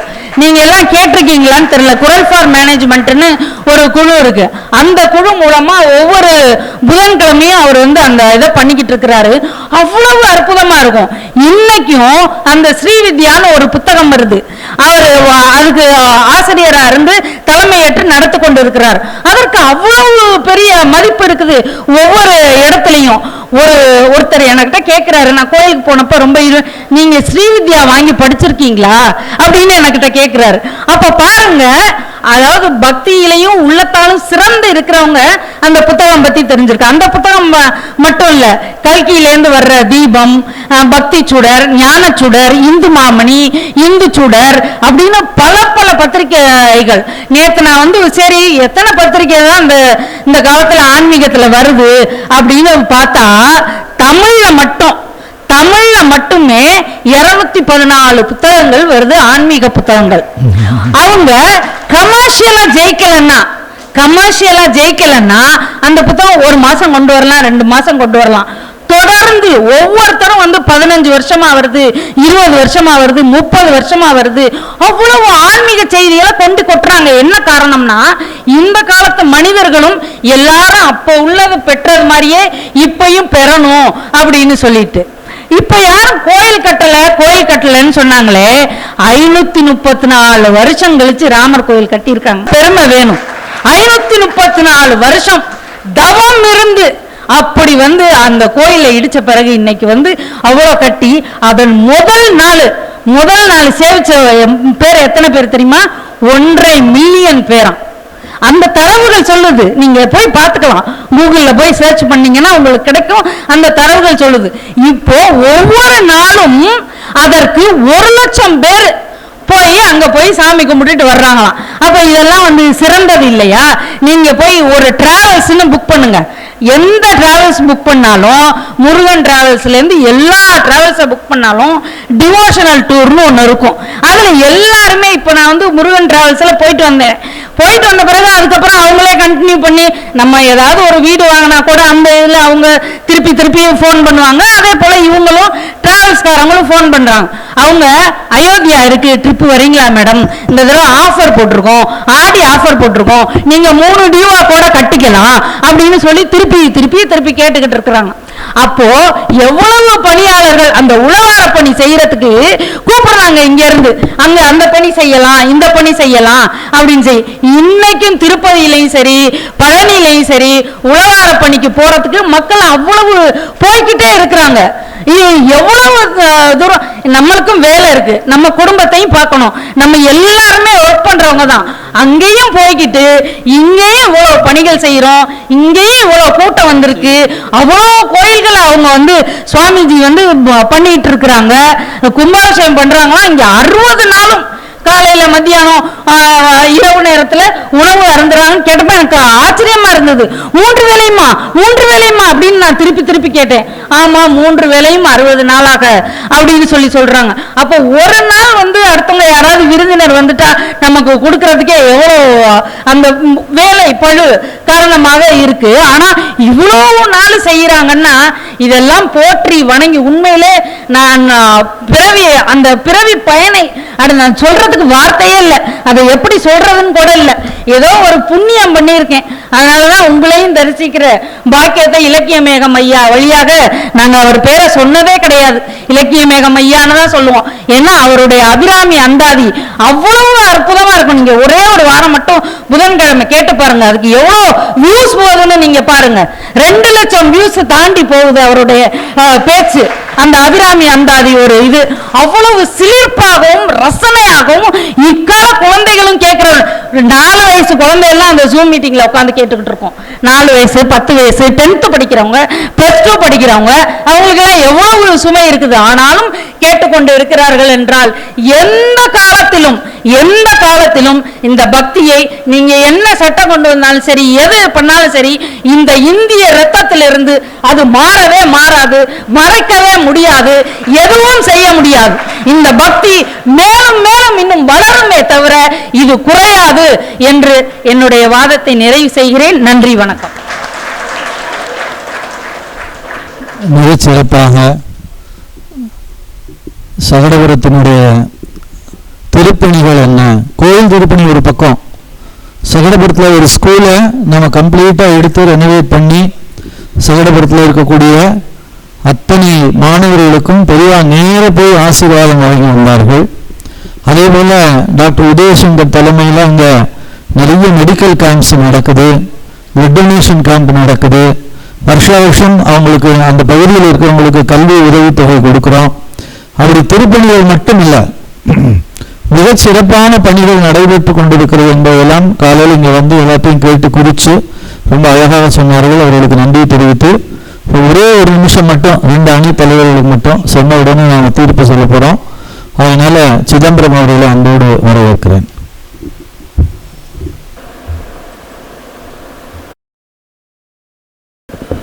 அனைவரையும் வணங்கி மகிழ்கிறேன். நம்முடைய சகோதரி அவர்கள் பேசுகிற பொழுது ரொம்ப பெருமையா ஒரு விஷயம் சொன்னார். இன்னைக்கு பக்தி பெருசா வளரலையா, இன்னைக்கு நம்ம ராமர் கோயில் பெருசா கட்டலையா அப்படின்லாம் கேள்வி கேட்டார். ராமர் கோயில் கட்ட வேணுமே எங்களுக்கு பெரிய மகிழ்ச்சி தான். ஆனா ஒரு விஷயம் யோசிச்சிங்களா, 80% இந்துக்கள் இருக்கிற ஒரு தேசத்தில் ஒரு ராமனுக்கு கோயில் கட்ட இவ்வளவு போராட வேண்டி இருந்திருக்கிறதே என்பதுதான் எங்களுடைய வருத்தம். இந்த பக்தி அதிகமா இருந்திருந்தா 500 வருட போராட்டம் தேவைப்பட்டிருக்காது. என்னைக்கோ நம்ம கட்டி இதை முடிச்சிருந்திருக்கலாம். அந்த பக்தி உயிரே போனால் கூட என் சமயத்திற்காகவும் என் கடவுளுக்காகவும் நான் நிற்பேன் என்று நினைக்கிற வைராக்கியம் இருக்குல்ல, அந்த வைராக்கியம் இன்று குறைந்திருக்கிறது என்பதுதான் எங்களுடைய வாதம். அப்புறம் மாதனை ரொம்ப பெருமையா சொன்னார். கடவுள்கிட்ட போயெல்லாம் நாங்க கேட்டோம், ஆண்டவன் சற்று கவிதை பெருசு அதனால சொல்லல, ஆண்டவன் சற்று அருகே அனுபவம் என்பதே நான் தான் என்றான். ஐயா நாங்கள் அதைத்தான் சொல்றோம். அனுபவம் என்பது அந்த காலம், அதை நீங்க பின்பற்றினால் நன்றாக இருக்கும் என்பதுதான் எங்களுடைய மிகப்பெரிய விருப்பமும் கூட. நடுவர்களே, ஒரே ஒரு செய்தியை சொல்லி நிறைவு செய்கிறேன். பக்தி என்பது மன்னர்களால் ஆட்சி அதிகாரத்தால் அமர்ந்தவர்களால் மட்டும் செய்யப்படுவதல்ல. இதற்கு பின்னால் ஒரு பெரிய மென்மையான ஒரு வரலாறு இருக்கிறது. தஞ்சை பெரிய கோயிலை ராஜராஜ சோழன் கட்டியதற்கு பிறகு ஒரு முடிவெடுக்கிறார். இந்த கோயிலில் எல்லா காலங்களிலும் விளக்கெறிந்து கொண்டிருக்க வேண்டும் என்கிற முடிவெடுக்கிற ராஜராஜ சோழன் அதற்கு என்று சில பேரை கூப்பிட்டு எல்லாருக்கும் ஒரு 30 ஆடுகளை கொடுக்கிறார். இந்த வருஷம் நீங்க பாதுகாக்க வேண்டியது, இந்த ஆட்டின் மூலமாக வருகிற பாலை எடுத்து அதன் நெய்யை எடுத்து தஞ்சை பெருவுடையார் கோயிலுக்கு விளக்கேற்றுவதற்கு தானமாக கொடுப்பது என்று ஒரு முடிவு செய்கிறார். கோயில் கட்டி ஒரு 2 வருடங்களுக்கு பிறகு ராஜராஜ சோழன் இரவு பொழுதுல தஞ்சை பிரகதீஸ்வரர் அந்த பெருவுடையாரை தரிசிக்கதாக வருகிறார். ஆயிரக்கணக்கான தீபங்கள் அந்த கோயிலை சுற்றி எரிந்து கொண்டே இருக்கிறது. ஒரே ஒரு தீபம் மட்டும் எரியாமல் இருக்கிறது. ராஜராஜ சோழன் அங்கிருந்து ஒரு கூப்பிட்டு கேட்ட, எல்லா தீபங்களும் எரிகிறதே, ஏன் ஒரே ஒரு தீபம் மட்டும் எரியவில்லை? அப்போ அவர் சொன்னார், இதை நாம் ஒருவருக்கு பிரித்து கொடுத்திருந்தோம். அந்த பெண், அவருடைய மனைவி, போன வாரம் வரைக்கும் இந்த தீபத்தை ஏற்றுவதற்கான நெய்யை கொண்டு வந்து கொடுத்தார். இந்த வாரம் அவர் நெய்யும் கொண்டு வந்து கொடுக்காததால் தஞ்சை பெருவுடையாருக்கு அந்த ஒரு தீபத்தை மட்டும் ஏற்ற முடியவில்லை என்று விளக்கம் சொல்றார். நம்மளா இருந்தா கேட்டுட்டு போயிருப்போம். ராஜராஜ சோழன் ஒரு மிகப்பெரிய மாமன்னன், தெற்காசியா முழுமையும் கட்டி ஆண்ட ஒரு பெரிய மாமன்னன் என்றாலும் கூட தஞ்சை பெருவுடையார் கோவிலில் ஒரு தீபம் எரியவில்லை, அதற்காக நான் கொடுத்தவர் அந்த கடமையை செய்யவில்லைங்கிறதுக்காக நேர யாரு என்னை முதல்ல அவங்க வீட்டுக்கு கூட்டிட்டு போங்க கூட்டிட்டு போய ராஜராஜ சொல்லிக்கிறார். ஓலை குடிசை வீடு, ரொம்ப சத்தம் போட்டு கூப்பிடுறாங்க. ஒரு அம்மா ரொம்ப மெலிந்த தேகத்தோட ஒரு அம்மா எந்திரிச்சு உள்ள இருந்து வர்றா. அவ கையில ஒரு குழந்தை. அந்த குழந்தை இன்றா நாளையால் உயிருக்கு போராடி கொண்டு எலும்பும் தோலுமாக இருக்கிறது. ராஜராஜ சோழன் கேட்கிறார், உனக்கு பெரிய கோயிலுக்கு தீபம் ஏற்றுவதற்காகத்தானே உன்னுடைய கணவனுக்கு ஆடுகளை கொடுத்தோம், அப்படி இருந்தும் ஏன் ஒரு வாரமாக நீ தீபம் ஏற்றவில்லை என்று ஒரு கேள்வி கேட்கிறார். அந்த பெண் சொல்றார், ராஜா நீங்க கொடுத்ததெல்லாம் உண்மைதான், ஆனால் நீங்கள் கொடுத்த ஆடும் அந்த ஆடை மேய்க்க வேண்டிய என்னுடைய கணவனும் போன ஆடி மாதம் வந்த காவிரி ஆற்றுடைய வெள்ளத்தில் ஆற்றோடு போய்விட்டார்கள், அதனால் என்னால் அதை செய்ய முடியவில்லையே என்று சொல்ற. அப்ப இவர் கேட்கிறார், சரி உன்னுடைய கணவன் 6 மாதத்துக்கு முன்னால் ஆற்றோடு ஆடோடு சேர்ந்து போய்விட்டார் என்று சொல்லுகிறாயே, ஆனால் கோயிலில் சொல்லுகிறார்கள் போன வாரத்திலிருந்து தான் உனக்கு தீபம் ஏற்றுவதற்கு நெய் தரவில்லை என்று சொல்லுகிறார்களே, இவ்வளவு நாள் இந்த வறுமையோடு நீ என்ன செய்தாய் என்று கேள்வி கேட்டார். அப்ப அந்த பொண்ணு நம்ம நிகழ்ச்சியா ஒண்ணு சொன்னா, ராஜா இதோ இது என்னுடைய குழந்தை, இந்த குழந்தை பிறந்து 6-7 மாதங்களுக்கு மேல் ஆகிறது. இந்த குழந்தைக்கு கொடுக்க வேண்டிய தாய்ப்பாலை பீச்சி எடுத்து அதில் இருக்கிற நெய்யை கொண்டு வந்து பிரகதீஸ்வரருக்கு தீபம் ஏற்ற வேண்டும் என்பதற்காக இவ்வளவு நாள் கொடுத்து கொண்டிருந்தேன். ஆனால் போன வாரம் முதல் எனக்கு தாய்ப்பாலும் இல்லை என்பதால் என்னால் அதை கொண்டு வந்து கொடுக்க முடியவில்லை என்று வணங்கி சொன்னார். ராஜராஜ சோழன் சொன்னான், நான் கட்டிய கோயில் பெரிதல்ல, தன் குழந்தையை விட பிரகதீஸ்வரருக்கு தீபம் எறிவது பெரிது என்பதற்காக தாய்ப்பாலை கொடுத்து நீ செய்த அந்த பக்தியின் தொண்டும் இருக்கிறதே, இது காலம் முழுமையும் பேசப்பட வேண்டும் என்று அவனுடைய பெயரையும் அவன் கூடுதலாக பொறிக்கிறான் என்றால், நடுவர் அவர்களே, பக்தி தொண்டு என்று சொல்லுவது தன்னிடம் இருப்பதை கொடுப்பது அல்ல. இன்று தன்னிடம் இருப்பதை கொடுப்பதற்கு கூட 1000 தடவை யோசிக்கிறோம். கோயிலுக்கு வந்து ஒரு 1000 ரூபாய் விடுங்கன்னா நம்ம ஒரு 500 ரூபாயை கொடுப்பதற்கு 1000 தடவை யோசித்து கொடுக்கிற சமூகமாக இன்று மாறி இருக்கிறோம். ஆனால் தன் குழந்தைக்கு தாய்ப்பால் இல்லாவிட்டாலும் பரவாயில்லை, இறைவன் கோவிலில் தீபம் எரிய வேண்டும் என்று நினைத்த அந்த கால பெண்களுடைய பக்தி இருக்கிறதே, அந்த பக்தி தான் ஒரு மிகச்சிறந்த பக்தி. அந்த சூழலில் தான் பக்தி மிக பெரிதாக சிறந்து நிற்கிறது என்று சொல்லி இப்பவும் நான் இப்படித்தான் சொல்கிறேன்.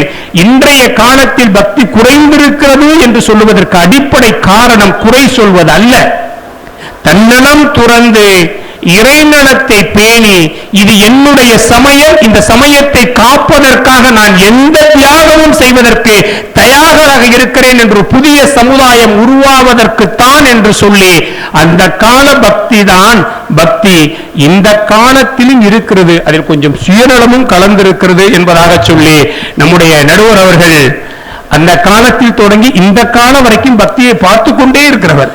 அவர் ஒன்றும் புதிதாக இல்லை, பக்தியை பார்த்து கொண்டே இருப்பவர். அதனால் இன்னும் சரியாக சொன்னால் அந்த காலத்தை இந்த காலத்தையும் அவருக்கு எடை போட தெரியும். இன்னொரு விஷயம் பாருங்க, அந்த காலத்தில் எழுதின அபிராமி அந்தாதியை தான் அவர் சொல்ல முடியுது, இப்பவும் கூட சொல்ல முடிகிறது என்பதாக சொல்லி, எனவே நாம் ஒன்றை திறந்த மனதோடு ஏற்றுக்கொள்வோம். அந்த காலத்தில் பக்தி மிக அருமையாக சிறந்திருந்தது, அதன் வழியை பின்பற்றி நாமும் சிறப்பு பெறுவதற்கு முயற்சி செய்வோம் என்று சொல்லி நல்ல வாய்ப்புக்கு நன்றி கூறி விடைபெறுகிறேன். நன்றி, வணக்கம். மிக்க மகிழ்ச்சி. தொடர்ந்து இக்காலமே என்ற தலைவர் மாது அவர்கள். பெரியவா அவர்களுக்கு என்னுடைய மனமொழிமைகளால் மீண்டும் வணக்கத்தை தெரிவித்துக் கொள்கிறேன். உங்கள் அனைவருக்கும் வணக்கம். நடுவர்களுடைய இந்த அவைக்கு வணக்கம். உங்களுக்கு என்ன ஒரு 400 வயசு இருக்குமா? அக்காலம் தொடங்குதான். யார? நடுவர. அவருக்கு என்னமோ ஒரு 400 வயசான மாதிரி. இப்ப கூட அபிராமி பட்டர் வழியில வந்தவா இருக்காங்க, தெரியுமா? இருக்காங்க இருக்காங்க. அபிராமி பட்டர் வழியில வந்தவங்க இன்றைக்கும் வாழ்ந்து திருச்சியில அமரபாரதின்னு ஒரு இது வந்தது. அது அபிராமி பட்டர் வழியில வந்தவங்க. அப்ப அபிராமி பட்டர் அக்காலமா? அப்ப யாருதான் அக்காலம்? வரையறை சரியா வைங்க. அவர் என்ன சொல்றார்? இப்ப இங்க இருக்கிற எல்லாத்தையும் ஒரு கேள்வி கேட்டா எளிமையா பதில் வந்துடும். ராஜராஜ சோழன் அரண்மனை எங்க இருந்துன்னு யாருக்காவது தெரியுமா? ஒருத்தர் ராஜராஜ சோழன் அரண்மனை எங்க இருந்தது யாருக்காவது தெரியுமா? அரண்மனை இருக்கா? கேள்வி அவ்வளவுதான். அரண்மனை இருக்கா? நேரா இருக்கும்.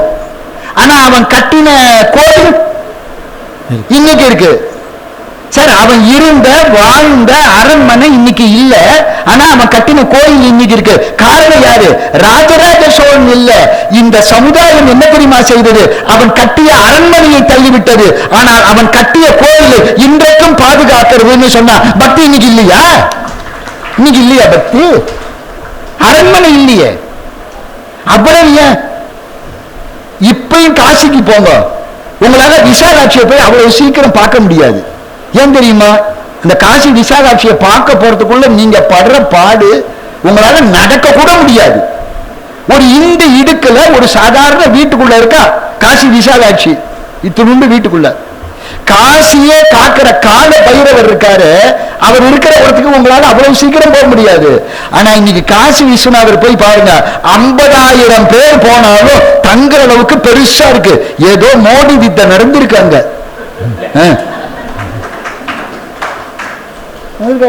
போனதுண்டா? இப்ப காசிக்கு போங்க சார். 72 காட்டு என்னமோ இருக்கு எனக்கு தெரிஞ்சு காசியில வரிசையா. மணிகர்ணிகா காட்டு, அது இதுன்னு ஹரிச்சந்திர காட்டு, அனுமன் காட்டுன்னு வரிசையா இருக்கு. அத்தனையும் சுத்தமா இருக்கு. இன்னைக்கு தைரியமா அந்த இடங்கள்ல போய் உங்களால நின்று அசுத்தம் இல்லாம இருக்குன்னா இன்றைக்கு ஒரு தனி மனிதன் அந்த இடத்தை தூய்மையானவனாக மாற்றி இருக்கிறான்னு சொன்னா இன்னைக்கு பக்தி இல்லைன்னு உங்களால சொல்ல முடியுமா? பக்தி இல்லைன்னு சொல்ல முடியுமா? என்ன அனுபவிச்சு பார்த்தாதான் தெரியும்னு நான் சொன்னேன். அதனாலதான் அதெல்லாம் அனுபவிச்சு பார்த்தாதான் தெரியும்னு சொன்னேன். போய் பாருங்க, பார்த்தாதான் எவ்வளவு மாறி இருக்கு. அதனாலதான் சொல்றேன், ஒண்ணு நல்லா நினைவு வச்சுங்க. எனக்கு பின்னால் என் பிள்ளைகள் இதை காப்பார் என்றுதான் நான் சொத்து தேடி வைக்கிறேன். சரிதானே? எனக்கு பின்னால் என் பிள்ளைகள் இதை வளர்ப்பார்கள் என்றுதான் நான் சொத்து தேடி வைக்கிறேன். அப்படித்தான் நம்முடைய முன்னோர்கள் என் பின்னால் வருகிறவர்கள் பக்தியை தொடர்ந்து காப்பார்கள் என்பதற்காகத்தான் ஆலயத்தை கட்டினார்கள். அதை இன்றைக்கும் நாம் பாதுகாத்துக் கொண்டிருக்கிறோம் வழி வழியாக. அதனால்தான் சேக்கிழார் இன்னைக்கு இல்லையா, வேத நெறி தழைத்தோங்க, மிகு சைவத்துறை விளங்க, பூத பரம்பரை பொழிய, ஞானசம்பந்தர் அழுதாரமா, புனிதவாய் மலர்ந்து அழுத அப்படின்னார். இன்றைக்கு அதை அப்படியே எடுத்துக்கொண்டுதான் ஒவ்வொருத்தர் வீட்டிலையும் ஒவ்வொருத்தர் இடத்திலையும் காதலாகி கசிந்து கண்ணீர் மல்கி ஓதுவார்தமை நன்னெறி குவிப்பது வேதம் நான்கினும் மெய்ப்பொருளாவது நாதன் நாமம் நமச்சிவாயவன்னு நாம இன்னைக்கும் சொல்றோமே இல்லையா? அதனாலதான் சொல்றேன், அந்த வழியில வந்ததுதான். அதனால்தான் வள்ளலார் சொன்னார், வாழையடி வாழை என வந்த திருமரபர் கூட்டத்தில் நானும் ஒருவன். இந்த காதலாகி கசிந்து கண்ணீர் மல்க பாட்டை அப்படியே எடுத்துக்கிட்டார் சார் வள்ளலார். அப்படியே வள்ளலார் எடுத்துக்கிட்டு நேர்நிலையிலையும் எதிர்மறையிலையும் பேசுறார். அந்த பாட்டு உங்க எல்லாருக்கும் தெரிஞ்ச பாட்டு. குழந்தை வைஷ்ணவிட்ட கொடுத்து அற்புதமா பாடுவான்னு நினைக்கிறேன். அந்த பாட்டை நான் சொல்ற பாட்டு தெரிஞ்சா பிரமாதமா பாடுவா அந்த குழந்தை. அந்த பாட்டை என்ன பாட்டு பாருங்க, எதெல்லாம் நடக்காதோ அதெல்லாம் நடக்குமான்னு கேட்கிறார். யாரு? வள்ளலார் கேட்கிறார். பெத்த தாய் தன் குழந்தைய மறப்பாளா? இல்ல குழந்தைதான் தாயை மறக்குமா? இந்த தேகம் இருக்கு, இந்த தேகத்துக்கு உயிருக்கும் தேகத்துக்கும் எவ்வளவு ஸ்நேகம் இருக்கு. இந்த தேகத்தை விட்டு உயிர் போயிட்டா இந்த உடம்பு ஒண்ணுலாத பெணம். அப்ப இந்த உடம்பு உயிரை மறக்காது, உயிர் உடம்ப மறக்காது. படிச்ச படிப்ப கற்றத மறந்துருவோமா? கடைசி வரைக்கும் நமக்கு துணை வருது நம்ம படிச்ச படிப்பு தானே. இதெல்லாம் ஒருவேளை நடந்துட்டா கூட அப்பா ஒன்ன நான் மறக்க மாட்டேன்னார் வள்ளலார். பெற்ற தாய் தனை மக மறந்தாலும் பிள்ளையை பெறும் தாய் மறந்தாலும் உற்ற தேகத்தை உயிர் மறந்தாலும் உயிரை மேவிய உடல் மறந்தாலும் கற்ற நெஞ்சகம் கலை மறந்தாலும் கண்கள் நின்று இமைப்பது மறந்தாலும் நற்றவத்தவர் உள்ளிருந்தோங்கும் நமச்சிவாயத்தை நான் மறவேனே அப்படின்னார் வள்ளலார். நான் அதை மறக்க மாட்டேன். இதுதான் வாழையடி வாழைன்னு வருது. இங்க பாருங்க, உன்னை நம்ம கையில கொடுத்தா அந்த கையில கொடுத்தத மேலும் மேலும் மேலும் மேலும் இன்றைக்கும் அது வளர்ந்து கொண்டிருக்கிறது என்று சொன்னால் அதுதான் இக்காலத்திலும் பக்தி இருக்கிறது என்பதாக அர்த்தம். அபிராமி பட்டர் சொன்னார், கண்ணியது உன் புகழ், கற்பது உன் நாமம், கசிந்து பக்தி பண்ணியது உன்னிரு பாதாம் புயத்தில், பகலிரவாய் நன்னியது உன்னை நயந்தோர் அவையத்து, நான் முன்பு செய்த புண்ணியம் ஏது என் அம்மே, புவி ஏழையும் பூத்தவளே. அந்த நயந்தோர் அவயம் அப்படிங்கிறதுக்கு என்ன தெரியுமா அர்த்தம்? சத்சங்கம்னு அர்த்தம். அந்த சத்சங்கம் இன்றைக்கு இங்கே கூடியிருக்கிறது என்று சொன்னால் அது நம்முடைய மகா பெரியவா தலைமையிலே இன்றைக்கு அவர் அருளாசியோடு இங்கே கூடியிருக்கிறோம் என்று சொன்னால் இக்காலம் அல்ல, இதை போன்ற ஞானிகள் இருந்து வழிகாட்டுகின்றது பொழுது எக்காலத்திலும் பக்தி இருக்கும் என்று சொல்லி வாய்ப்பளித்தானவருக்கும் நன்றி கூறி விடைபெறுகிறேன். நன்றி. மிக்க மகிழ்ச்சி. காசிக்கு எல்லோரும் இப்போது போக வேண்டும், மிக சிறப்பாக இருக்கிறது என்பதை நிறைவு செய்திருக்கிறார்கள். தீர்ப்புக்கான நேரத்திற்கு நாம் வந்திருக்கிறோம். அந்த காலத்தில் எப்படியெல்லாம் பக்தி செய்தார்கள், ராஜராஜ சோழன் காலத்தில் இருந்து ரொம்ப ஒரு அருமையான கேள்வி கேட்டார்கள். ராஜராஜ சோழன் கட்டிய கோவில் இருக்கிறது, அவருடைய அரண்மனை எங்கே? பாண்டிய மன்னர்கள் கட்டிய கோவில் இருக்கிறது, அந்த அரண்மனை எங்கே? நேற்று இரவு இதே கேள்வியை நம்முடைய மகாசுவாமிகள் கேட்டார்கள். எங்கே இருக்கிறது அரண்மனை? ராஜராஜ சோழனுடைய அரண்மனை எங்கே? பாண்டிய மன்னர்களின் அரண்மனை எங்கே? சேர மன்னர்களின் அரண்மனை எங்கே? சோழ மன்னர்களின் அரண்மனை எங்கே? பல்லவ மன்னர்களின் அரண்மனை எங்கே? அதெல்லாம் கிடையாது. ஆனால் அவர்கள் கட்டிய எல்லா கோயிலும் இருக்கிறது. இன்றைக்கும் இது பல்லவர் கட்டிய கோவில், இது சேர கட்டிய கோவில், இது பாண்டியர் கட்டிய கோவில் என்று நாம் வரமண பாண்டியனை பற்றி எல்லாம் சொன்னார்கள். அப்படி பல்வேறு மன்னர்கள் அந்த காலத்திலே இருந்து கோவிலை கட்டிக்கொண்டே இருக்கிறார்கள். அந்த கோவிலை இன்றைக்கு வரைக்கும் நாம் தொடர்ந்து பாதுகாத்து கொண்டே வருகிறோம். ஒவ்வொரு காலத்திலும் செய்த திருப்பணி இருக்கிறது. அந்த திருப்பணிகள் எல்லாம் ஒவ்வொன்றும் யூனிக், ஒரு தனித்தன்மை வாய்ந்தது. இதுதான் சிறந்தது, இதுதான் சிறந்தது, இந்த காலத்தில் இவர் பண்ணதுதான் சிறந்தது என்று நாம் அதை என்ன பண்ண முடியாது, ஒன்றோடு ஒன்றை ஒப்புமைப்படுத்த முடியாது. மிகச் சிறப்பான திருப்பணிகளை எல்லா காலத்திலும் செய்து கொண்டே வந்து கொண்டிருக்கிறார்கள். அந்த காலத்திலே சிறந்த திருப்பணியாக மதுரையிலே மீனாட்சி அம்மனுக்கு அற்புதமான கோயிலை கட்டினார்கள். அதில் ஒரு கோயில் வாசல் மட்டும் மொட்டை கோபுரமாக இருந்தது. அந்த மொட்டை கோபுரத்தை யாரும் முன்னிலைப்படுத்த வரவில்லை. தேவகோட்டைக்கு பக்கத்தில் அமராவதிபுதூர்னு ஒரு ஊர், அங்க இருந்து 2 பேர் அண்ணன் தம்பி. ஒருத்தர் பேர் நாகப்ப செட்டியார், இன்னொருத்தர் பேர் வெங்கடாதரன் செட்டியார். இந்த 2 பேரும் அந்த நாகப்பர் என்பவர் மீனாட்சி மேல ரொம்ப அபரிமிதமான பக்தி. தினசரி அர்த்தஜாமம் பார்க்காமல் அவர் சாப்பிட மாட்டார். மீனாட்சி அம்மன் கோயிலுக்கு அத்தனை நகை, அத்தனை சுற்றுப்பிரகாரம், அவ்வளவு திருப்பணியும் மதுரையிலேயே தங்கி இருந்து பண்ணார். அவர் தினசரி அர்த்தஜாமம் பார்க்காம சாப்பிடவில்லை. அவருக்கு இந்த மொட்டை கோபுரத்தை முழு கோபுரமாக ஆக்க வேண்டும் என்று ஒரு மிகப்பெரிய வைராக்கியம் இருந்தது. அப்ப சபைகள் எல்லாம் கூப்பிட்டு கேட்டார்கள். ராஜா அந்த சபைகள்லாம் கூப்பிட்டு கேட்கிறார் நாகப்ப செட்டியார், இதை நீங்கள் முழுமையாக ஆக்கணும், கோபுரத்துக்கு போய் மேலே ஏறி நீங்க தச்சு பண்ணுங்க, பூமி பூஜை போடுங்கள். அப்போது சபரி சொன்னார்கள், இந்த மொட்டை கோபுரத்திலே முனி இருக்கிறது போல் மதுரையில் எந்த குழந்தை இருந்தாலும் மொட்டை கோவில் முனியாக போய் விபூதி பேசுகிற பழக்கம். ஆனால் நாங்கள் ஏறி செய்ய முடியாது. என்ன காரணம்? அங்கே அந்த கோபுரத்தை யார் போய் பூஜை பண்றாங்களோ அவங்க ஒரு வாரம் கூட இருக்க மாட்டாங்க. அதனால் நாங்கள் யாரும் போக மாட்டோம். ரொம்ப நாளா கேட்டுக்கிட்டே இருக்கிறாரு. அப்போ ஒரு தடவை சொன்னாரு, நானே ஏறி போய் மேல பூஜை போடுறேன், நான் ஒரு வாரம் உயிரோடு இருந்தா நீங்க கட்டுறீங்களான்னு கேட்டாரு. சரி என்று சொல்லிவிட்டாரு. அந்த நாகப்ப செட்டியாரே மேலே போய் அந்த கோபுரத்திற்கான அடிப்படை பூஜைகள் எல்லாம் போட்டாரு. மறுநாள்ல இருந்து எல்லாரும் காலையில எந்திரிச்சு வந்து நாகப்ப செட்டியார் உயிரோடு இருக்காரா இருக்காருன்னு பார்த்துக்கிட்டே இருக்காங்க. 1 2 3 4 5 6 7 நாள் ஆச்சு உயிரோடு இருக்கிறாரு. அப்ப சலுகைகள் எல்லாம் வந்து வேலை ஆரம்பிச்சு வேலை நடக்குது. ஒரு நாள் பக்கத்துல ஆத்தூருங்கிற ஊருக்கு நாகப்ப செட்டியார் போனாரு. அங்கே போயிட்டு எல்லா வேலையும் முடிச்சு திரும்பி வந்து அர்த்தஜாமம் தரிசனம் பண்ண முடியல. அதனால அங்கேயே கிளம்ப நேரமானதுனால வேலைக்காரர் சாப்பாடு பண்ணி கொடுத்தாரு. இல்லை இன்னைக்கு மீனாட்சியை பார்க்கல, அர்த்தஜாமம் பார்க்கல, எனக்கு சாப்பாடு வேண்டாம் என்று சொல்லிட்டார். சொல்லிட்டு அப்படியே படுத்துட்டாரு. அப்போ எல்லாம் சீக்கிரம் ஒரு 7 மணி 8 மணிக்கெல்லாம் படுக்கிற காலம். அப்ப சீக்கிரம் படுத்துட்டாரு. ஒரு படுத்து ஒரு 10 நிமிஷம் 15 நிமிஷம் அப்படி லேசா தூங்கின அந்த நினைப்புல ஒரு அழகான பெண், நம்ம பாட்டு பாடுறோம்ல, சின்னஞ்சிறு பெண்களை சிற்றாடு இடை உடுத்தி சிவகங்கை குளக்கரையில் ஸ்ரீதுர்கை சிரித்திருப்பாள் மின்னலை போல் மீனி அன்னி சிவகாமி இன்னமெல்லாம் தருவாள் எண்ணமெல்லாம் நிறைவாள் பின்னல் சடை போட்டு பிச்சிப்பூ சூடி நிற்பாள் பித்தனுக்கு இணையாக நர்த்தனம் ஆடிவாள். அழகான பெண் நல்ல பட்டு பாவாடை உடுத்தி ரொம்ப அற்புதமாக கையில ஒரு தங்க தம்பாளத்துல பிரசாதத்தை எடுத்துக்கொண்டு வந்து நாகப்பிச்சிட்டாரு எழுப்புகிறாள். யாரும் அங்க நீங்க சாப்பிடாம படுக்க கூடாது, இல்ல நான் மீனாட்சியை பார்க்கல, பார்த்ததாவே வச்சு சாப்பிடுங்க அப்படின்னு சாப்பிட வச்சுட்டு போயிட்டாங்க அந்த பொண்ணு. காலையில 3 மணிக்கெல்லாம் எழுந்து பார்க்கிறாரு. அர்த்தஜாமத்துல தினசரி தான் பார்க்கக்கூடிய அந்த தங்க தாம்பாளம் இருக்கு.